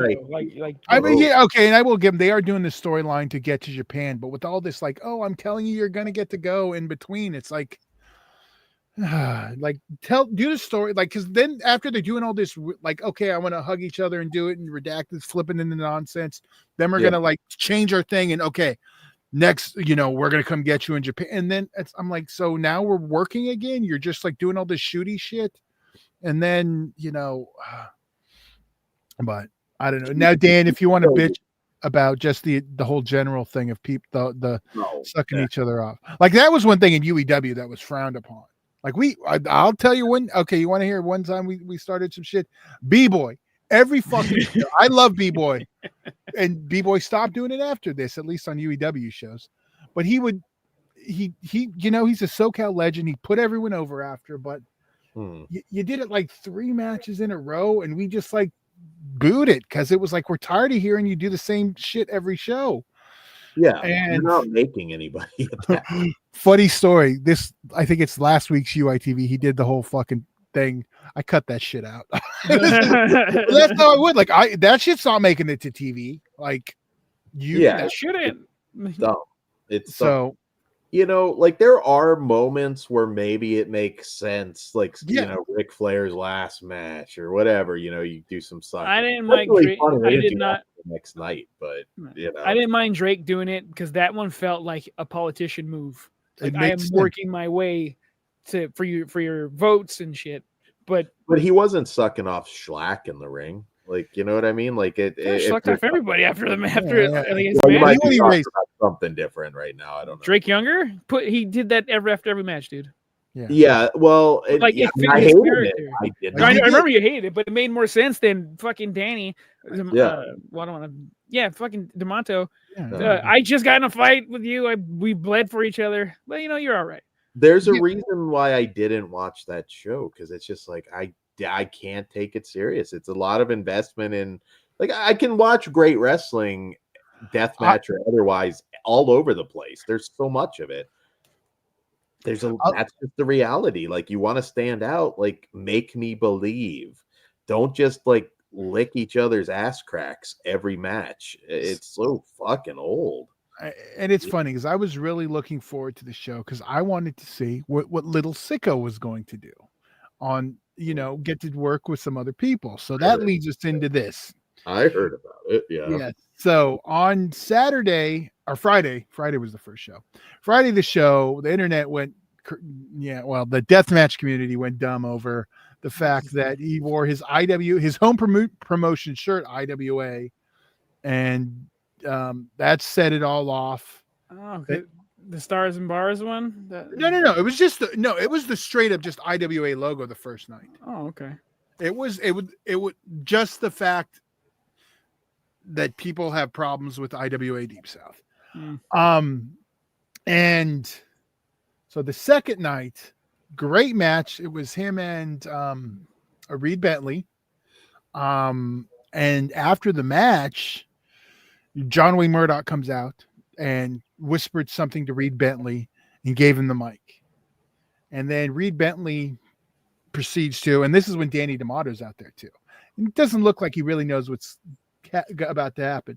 So I'm not even I sometimes will give Danny shit. I'm not giving him any shit on this.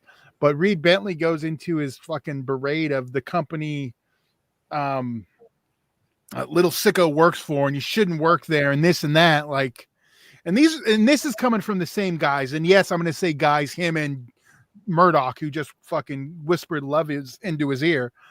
These are the same guys that used to run back to fucking Iron all the fucking time to work the other IWS Mid-South. And, that guy, has a great reputation, but no, like Kevin,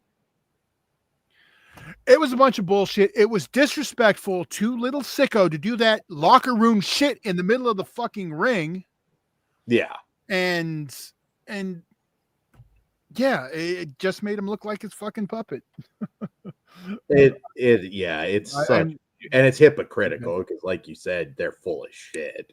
What did Drake Younger say? 2 piece and a biscuit? Was that from him? It seems like you're gonna get another round, buddy. Yeah. A lot of this airing of beef shit like that, like especially when you're throwing somebody under the bus like that. I mean, I don't know. Like I said, you haven't convinced me to watch it. Watch this product, dude. I think you should go and watch both. Yeah, like if there's something to say, Little Sicko's matches, he gets to do some good shit.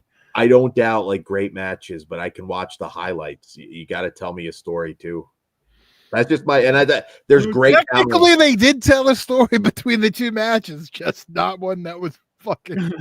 Yeah. Okay. Now, if this is some kind of work between the two companies, which I don't think it is, that would be something totally different.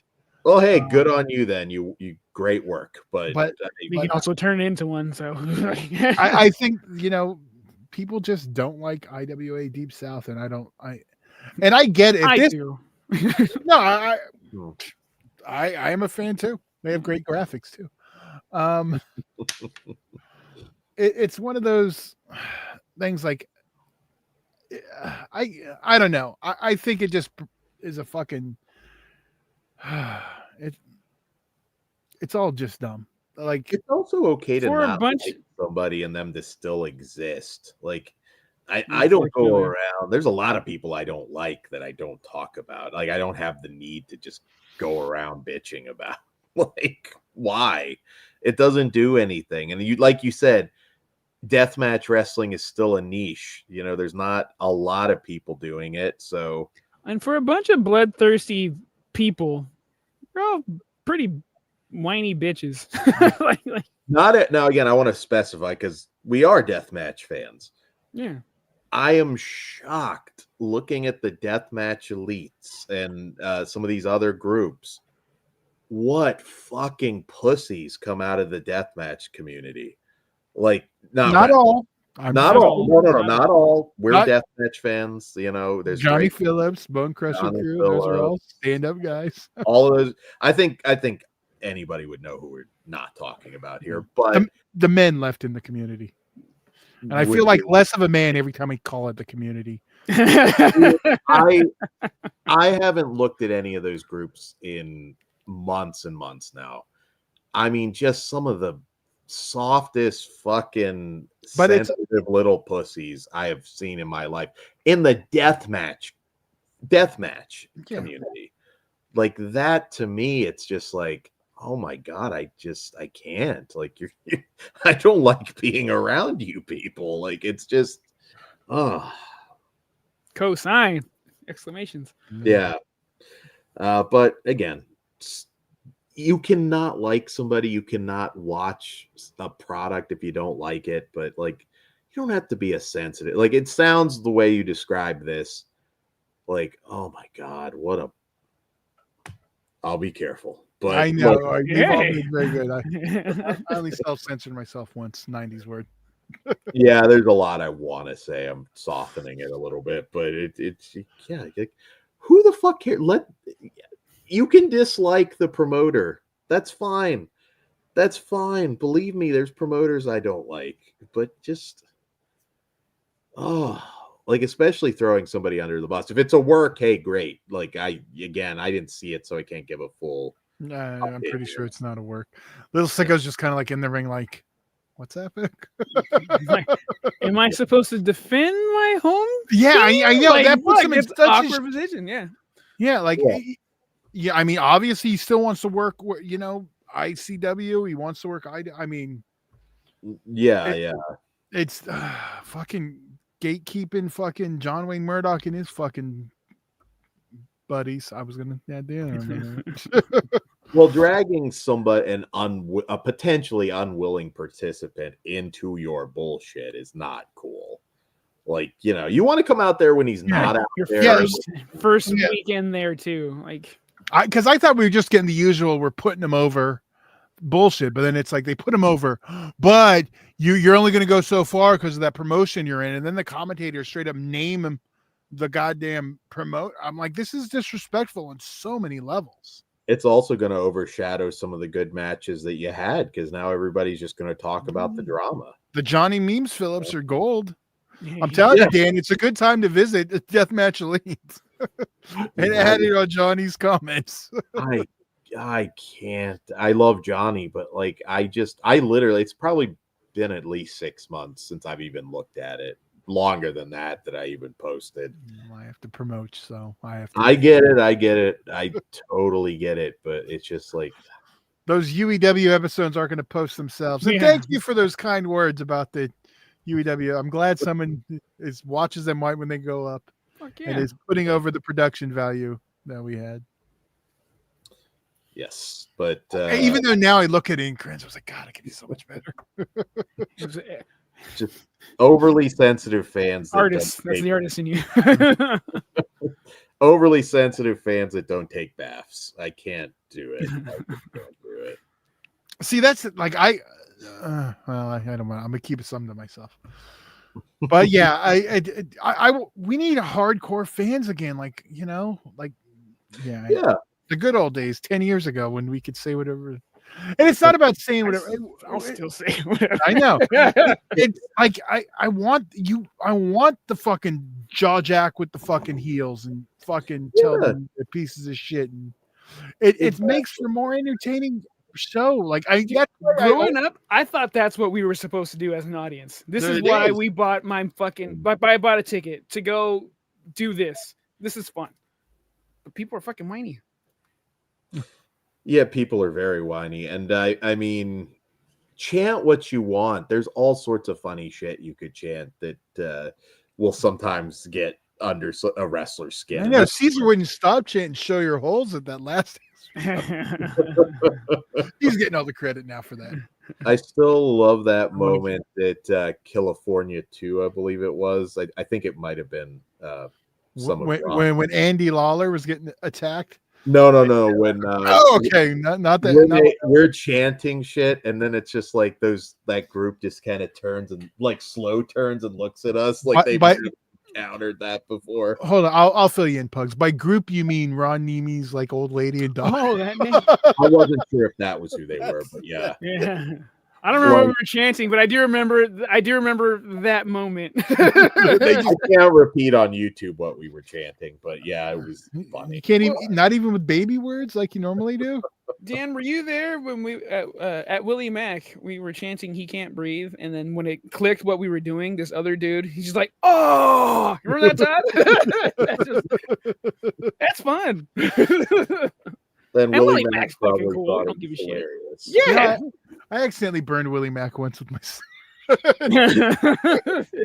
don't even know. My bad, bro.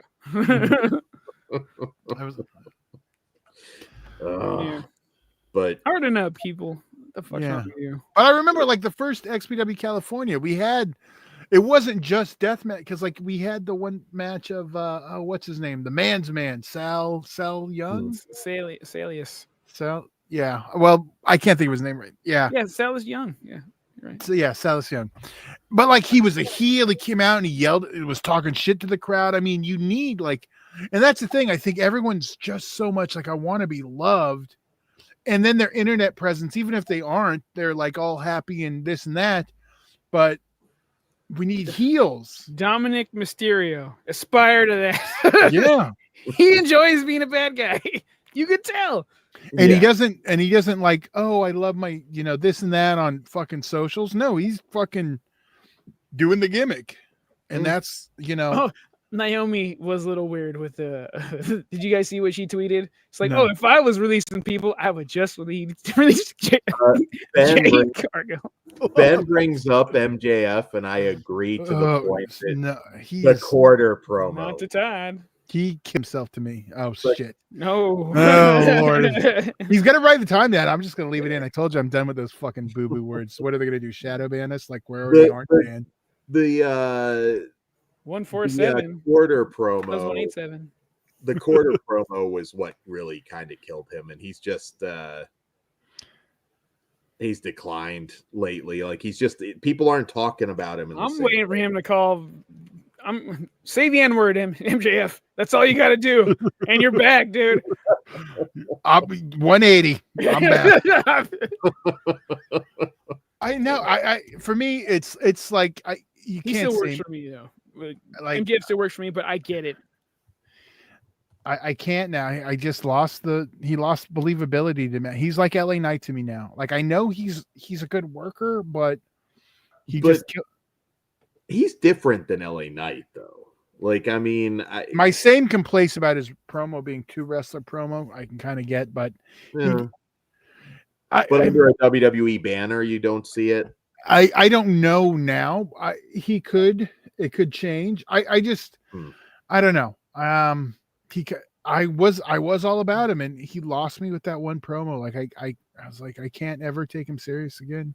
He has to maybe regret not signing with WWE because I think he would have been so red hot. He could have just leapfrog to the main event.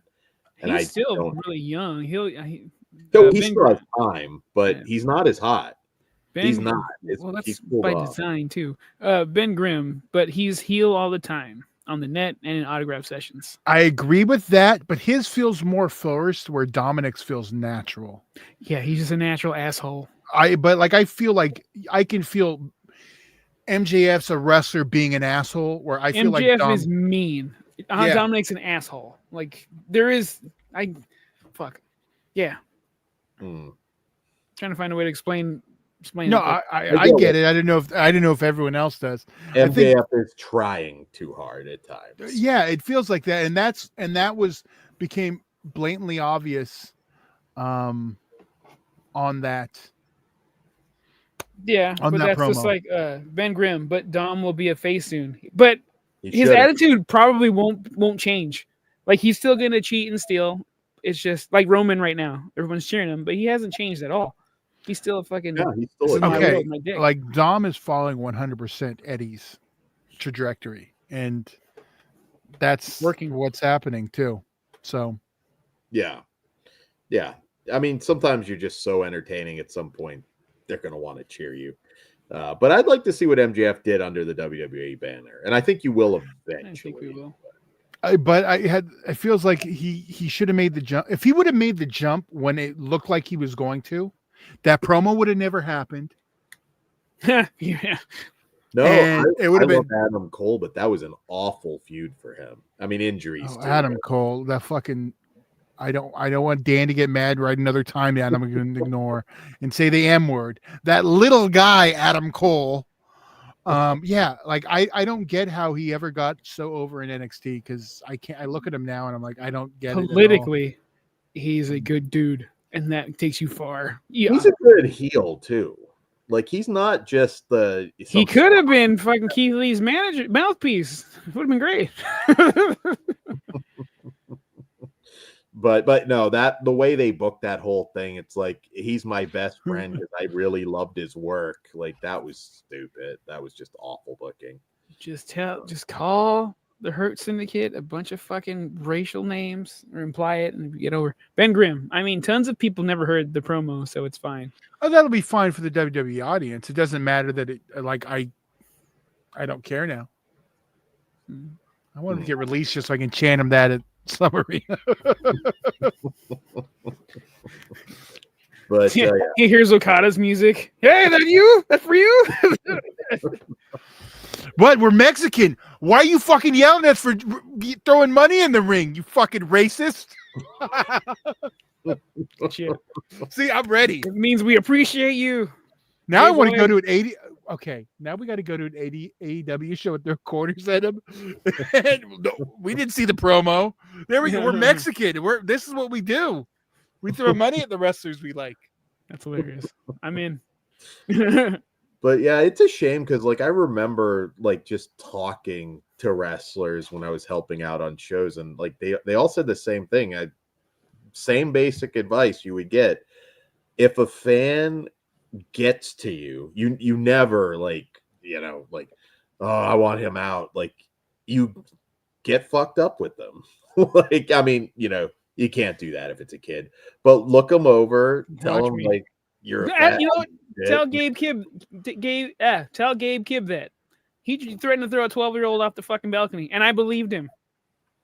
Before Bubba Ray Dudley was saving hoes, he was telling whores in the audience their mom taught him how to suck dick. That's what I want interaction with the wrestlers. Not fucking pick it up. No, but imagine doing that in AEW right now. Oh, that would be the greatest promo of all time. You'd probably have. You're supposed to piss people off in wrestling. That's called getting heat, so people want to fucking see your ass get kicked. They want to see their favorite guy kick your fucking ass. You're badass, yeah. That's the problem. Smarties they're killing the fucking business. Like, but we like know this and this and this, so we're gonna just fucking watch the product. I mean, you don't have that WWE is just gonna kill it. But you chant that. I mean, you do that old school Bubba Ray Dudley move.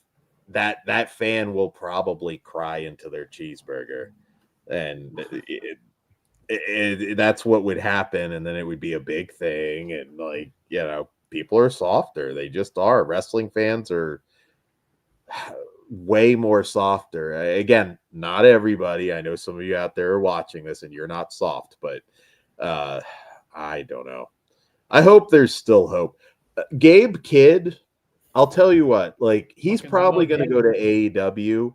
I don't think so. He should bet on himself and go to WWE because there is a spark there.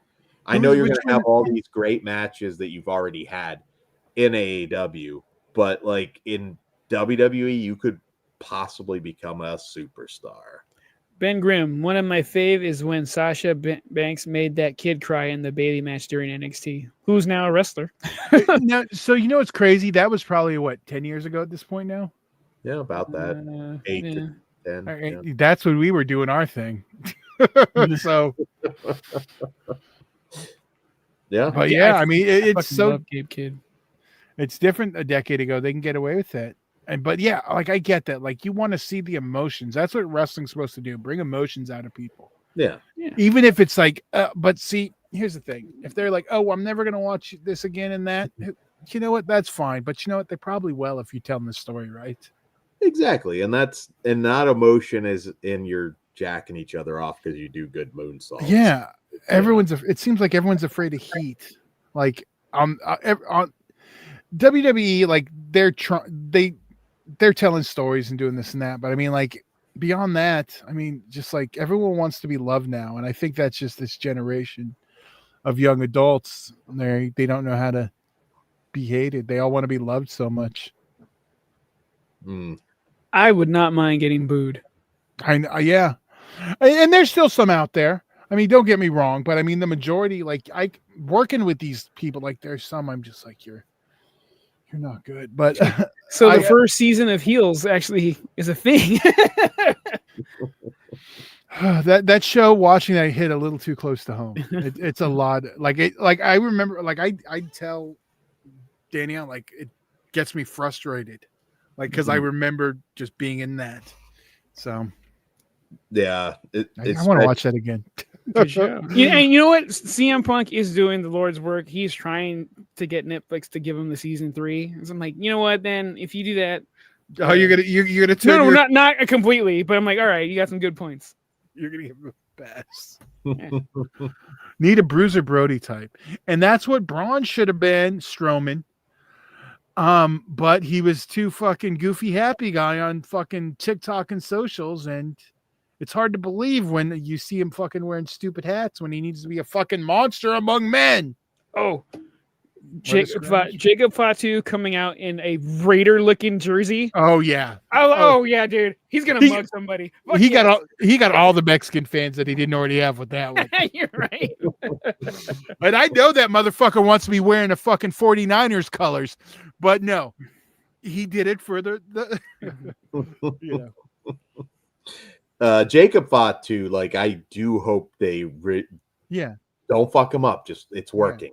I don't see him tweeting on fucking socials like going and getting a fucking latte and doing all that fucking stupid shit. Hold on. There are some video clips of him having a good time at wrestling shows where he shows he's a good dude, and then you also have the video of him helping Lex Luger. But yeah, they haven't killed it yet, but you're right, they do. Now, what I would have done though, if I were him, I'd be like, "Hey, Lex, here's $1,000. It's like, just go with it." And then I would have smashed that fucking wheel. Jesus Christ. Jason just in with something to make us feel old. This will make you all feel old too. Jesse the Body Ventura was only 26 when he 36. Did the Running Man. Sorry, 36 when he did the Running Man.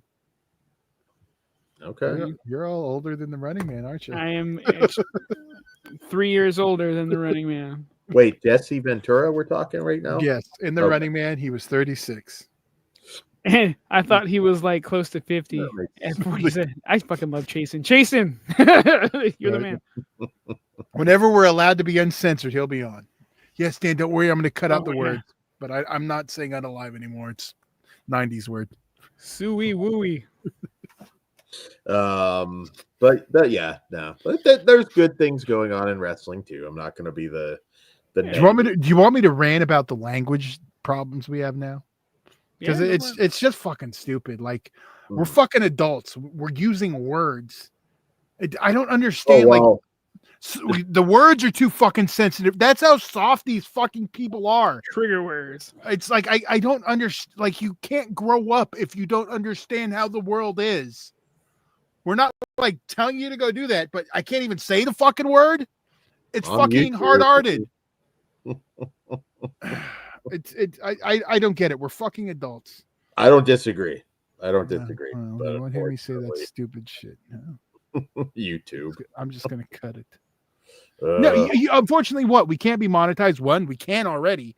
Other words we're saying, you talking about fucking buttholes and all that other bullshit on shows. But they won't delete you for that. No, they're gonna shadow ban you for that. That's what these words do. Oh, well, yeah, We're obviously already are from our numbers. We are a destination location. And I'm okay with that because we're a hidden gem. So I know I am, so I'm sorry. Here we go. What does Ben say? Ben Grimm, TKO is making WWE even more corporate, putting logos on wrestlers' trunks and whatnot. Oh, I hate it on the ring. I'm sorry. I stand with Vince on this. See, I don't mind that as. Do I need to fucking see Fortnite logo on my WrestleMania? Well, I mean, would I rather it not be there? But I understand you're making shit tons of money. Okay, how come? Okay, if we can like put all these digital things in the sky for this shit, just put that shit on the ring digitally, air it like that live. You know, that's easy. It just gets tracked. Put that shit on the ring digitally, and then archive it so in all the replays I don't have to see fucking whatever stupid movie was coming out that week. Novocaine. I guess you get That's used what it was. I liked it. I'd rather they not be on trunks and everything, but like I do like they're doing the little... putting them on trunks. I know Punk wanted to and Lesnar did, but yeah, I know the little patches are cool. Yeah, that's for the trading card thing. Yeah, which is like patches, then what? Do you know about the patches? Yeah, I saw that they were cutting them up, and yeah. Like it's weird that they put a patch on for your debuting on a brand, which is weird if you're a surprise. Like I don't want to see that. Like if someone brand new coming in and it's a shocking event, don't fucking put that patch on. Yeah, but it's so tiny you don't notice unless like. I still don't. I'd just rather not have it. Like if you're an established wrestler and say, "Oh, it's my first time in WrestleMania," by all means, put that shit on your fucking thing. But like Cross having it on his shirt. It's like you don't have, why is it right there? You said it was gonna be on the boots. I don't want to see it on the Wyatt 6. Like, yeah, like there's some cases where. Well, then that's when you hide it, like on the corner of like the end of a coat or something. You can make it just so that you can do it, but not have it so obvious. I didn't bring this up before, but as far as the Wyatt 6 goes, when I heard there were releases, I was terrified. I was going to be Bo Dallas, like a bunch of them. It still could happen because I still don't understand at this point why they haven't shown back up, because I don't think it's an injury thing now. So it's everyone's cleared. They're just waiting. They have a bunch of stories going on. They don't really need to add another one. Maybe they don't really do shit with them. Keep them at is all. At this point, you want to start setting them up for the mix for SummerSlam. So if you start setting them up after the pay-per-view, so yeah. Hold on, what does Ben say? It's like when UFC made everyone change to the same trunks made from Reeboks. Oh, I didn't pay attention to that. I'm still getting over the fact how old Tank Abbott and Don Fry looked like. Was it Don Fry or was it Dan Severn? I can't remember. Dan Severn and Predator. The fucking UFC is gonna start making custom theme entrance music. No longer coming out to. They're gonna be like treated like wrestling. Isn't that crazy? And I think it's gonna be the people that everyone doesn't like. I forgot their name. Well, can they get them? Can we just get Mr. Johnson back to start doing some good themes again? Hell, I'll make Jimmy Hart do what Death Row's doing. Them what? Death Rebel. That's what they're called. Oh. I don't want Death Row to do any themes now. Although I keep seeing people playing the Aggression soundtrack clips. I've been seeing a lot of that this week. Yeah, me. So, I don't know. Was that a CD you bumped all the time, Pugs? The Aggression CD? I mean, it was all of them, dude. All the volumes. It was no Pile Driver. Is my favorite of all of them because it is, but I play that stupid WrestleMania song too every once in a while. Which became the Linda McMahon theme, but when it was actually the WrestleMania theme. Yeah, I didn't like that. I was like, give her a regular theme. you were like, that's WrestleMania, God, which wasn't the first WrestleMania theme, but yeah, you're like, I recognize that. I watched a video the other day of just about like the recycled music, how it got used over and like different people.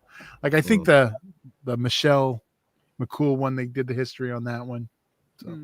Oh yeah, Brodus Clay getting Ernest Miller's theme. No, that one I remember that Ernest was, but I was always like a little surprised when it was like memorable enough that it's like.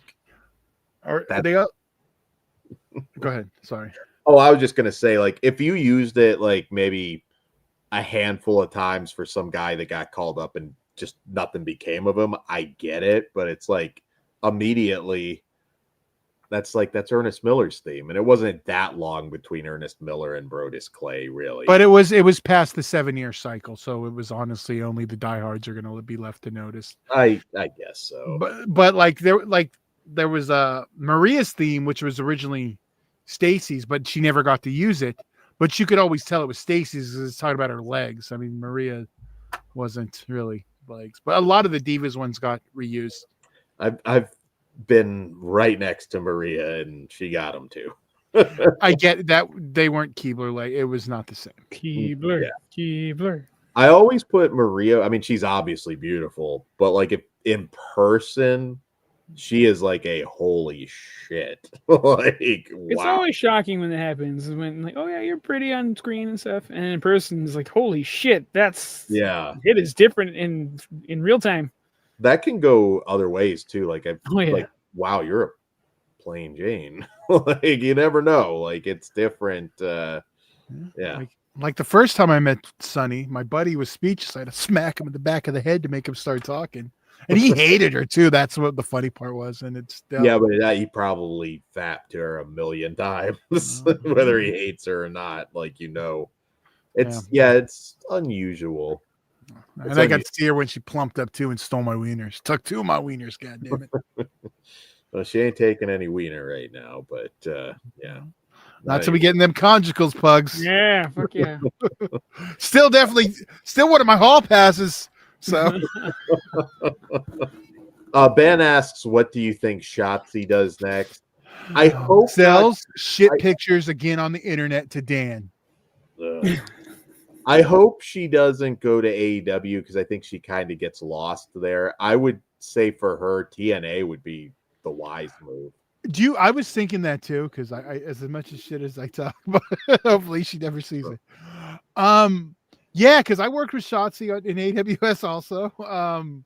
Yeah, I like Shotzi a lot. And did she move from the West Coast? Because if not, I'd expect her to see her. I honestly, don't think she did. I think honestly she might still be in Florida. Well, if she's still in the West Coast, I'd expect her to pop up on some West Coast GCW shows. To be honest, I could see that 100%. She's gonna be fine. Like she's gonna get bookings at the bare minimum. TNA. I mean, she'll get paid in AEW, but it's like I feel like she'll be featured more in TNA. She seems like she fits in AEW / Ring of Honor. I think she does. Maybe, yeah. Bring back the Tank. Priscilla Kelly goes back to TNA, and I think she's a focal point. Well, her dude's there too. So yeah, Zachary Wentz is there. Yeah. If your fucking short bus riding homegirl Ash by Elegance or whatever the fucker name can be a star there, yeah, Gigi's gonna outshine everybody in TNA. Dakota and Shayna, I think 100% are going to AEW. God, and I hope they go to TNA. Well, I hope Sasha. Shayna fits better in AEW, I think. But she fits in she takes fucking Jordan's spot in TNA. Oh, yeah. Fits in perfect. The matches with her and Tessa. I'm not complaining, but I don't think it happens. Well, I financially may not, but I think also because I think they are treating they're telling better stories there, I think. Oh, they definitely are. Yeah. But I don't know. I think you'll see most of the names we've talked the most about are gonna be fine. Like they're gonna. I do see. I'm not All gonna gonna be fine. I Not see. all. Javier is. I mean, I there's think gonna He'll some- be indie darling. He'll be fine. I don't know. He'll be fine.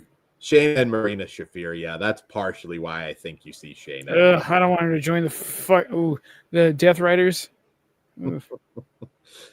Dakota Kai gets a big push, I think, in AEW. She'll be one of those Tony Storm types where it's like, why didn't you use her better?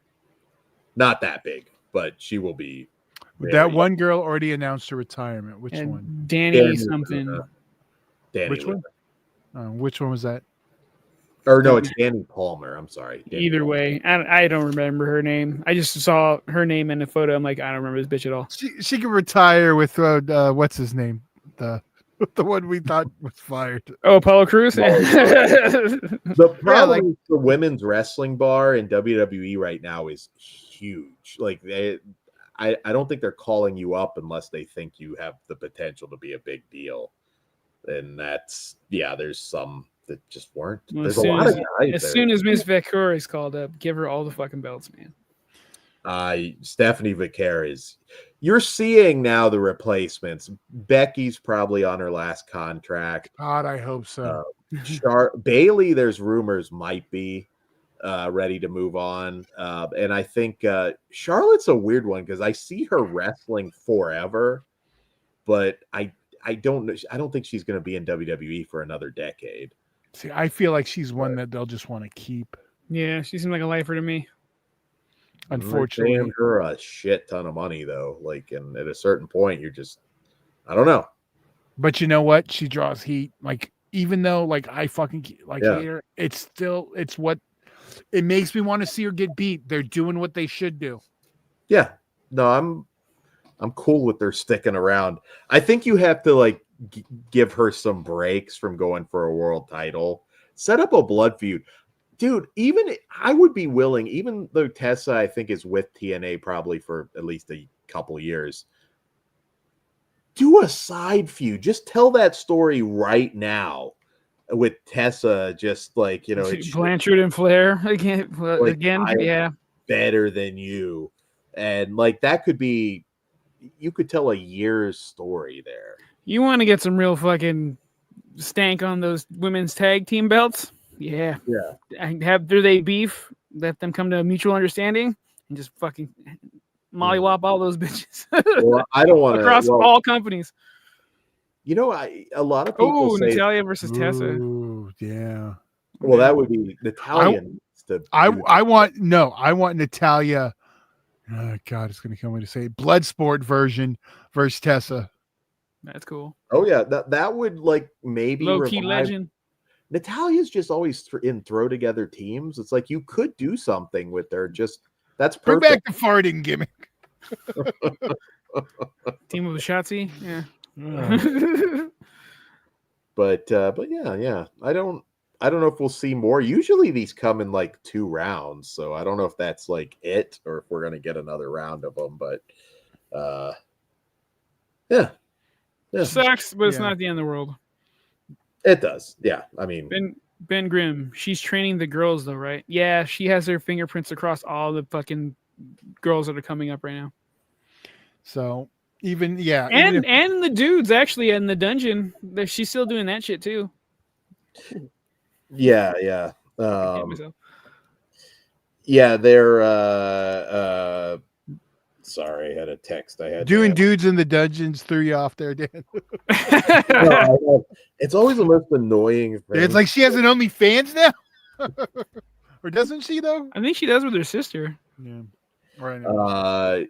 They're allowed to have OnlyFans now, right? Or like they can't do XXX stuff, but I think they're allowed to still do that now.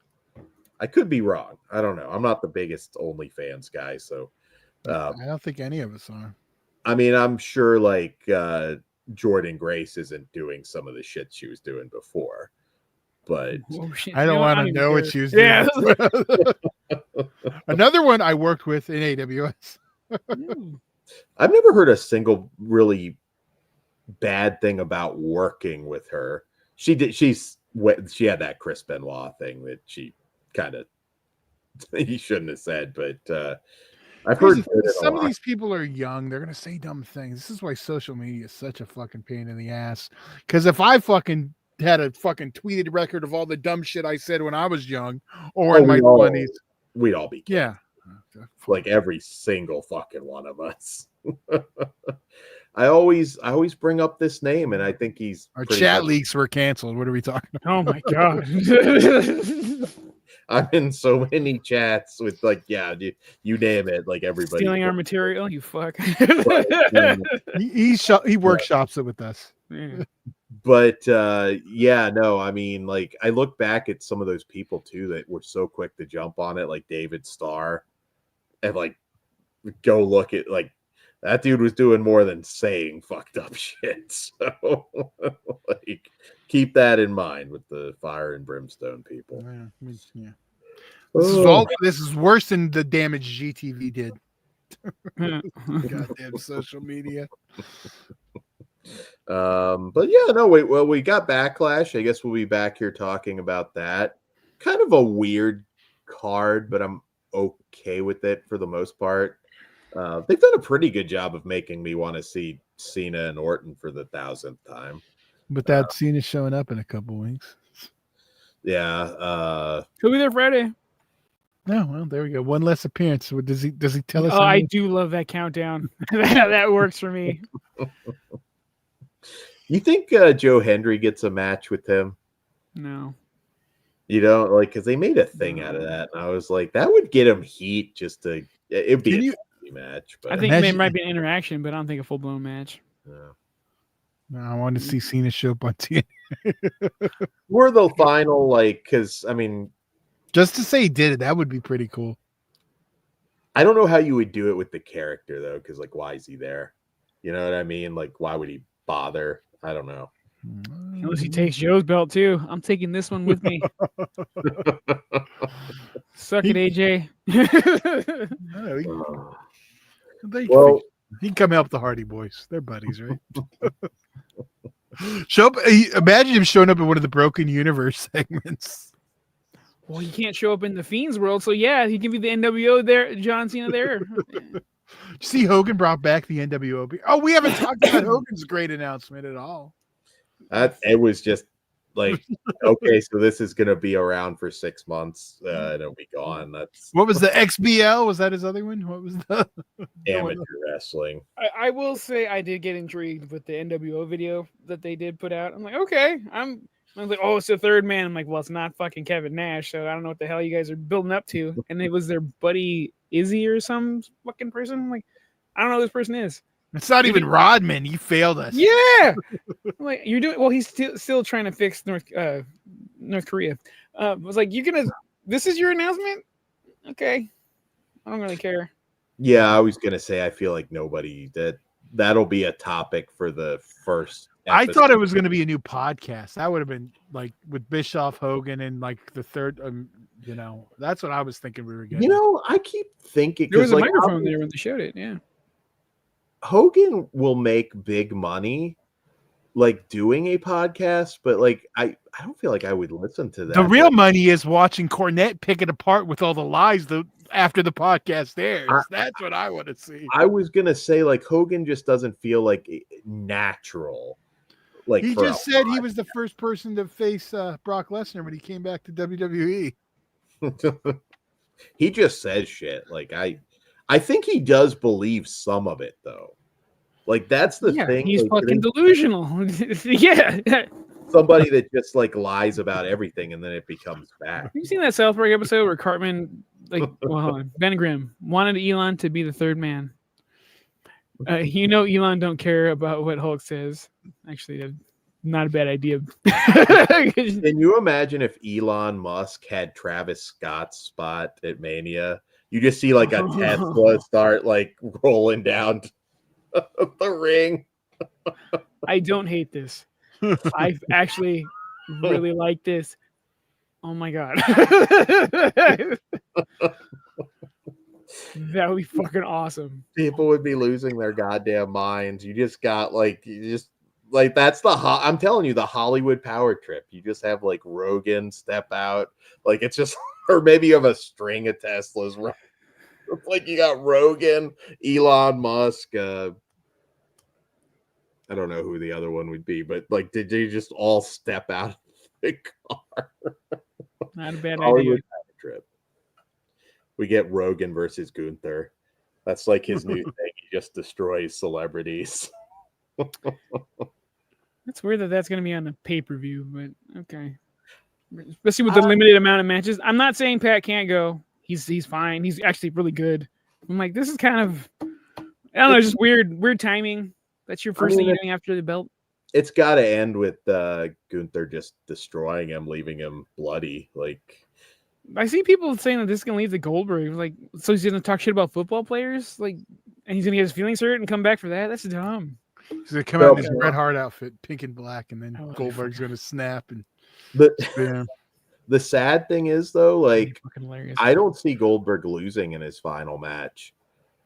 I mean, he should. Well, don't give him fucking Gunther then. Fuck that. That's what I'm saying. Like, there's not a lot of like great options for that, to be honest, because he should put over a Gunther or a Braun Breaker is what he should do. Fuck yeah.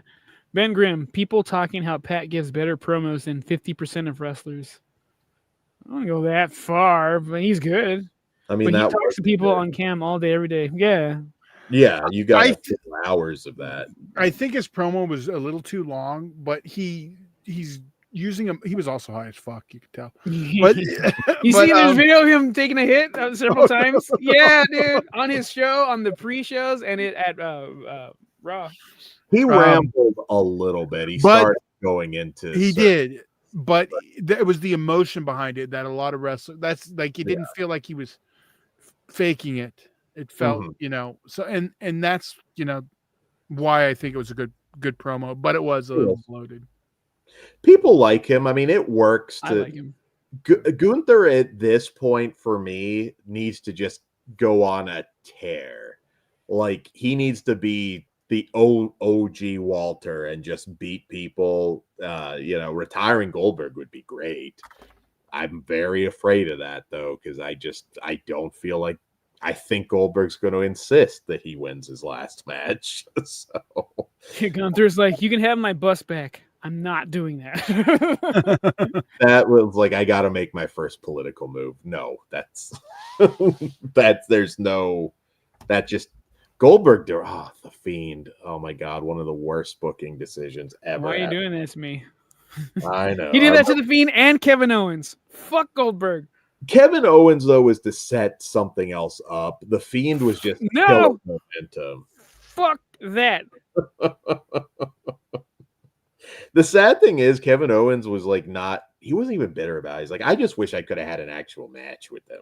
That was it. Yeah, because Kevin Owens is a fucking genuine good person, and he's just excited to wrestle with one of his favorite fucking wrestlers. I'm so glad he got Austin. Like, good for him. Oh yeah, I'm glad he got to main event of Mania, but.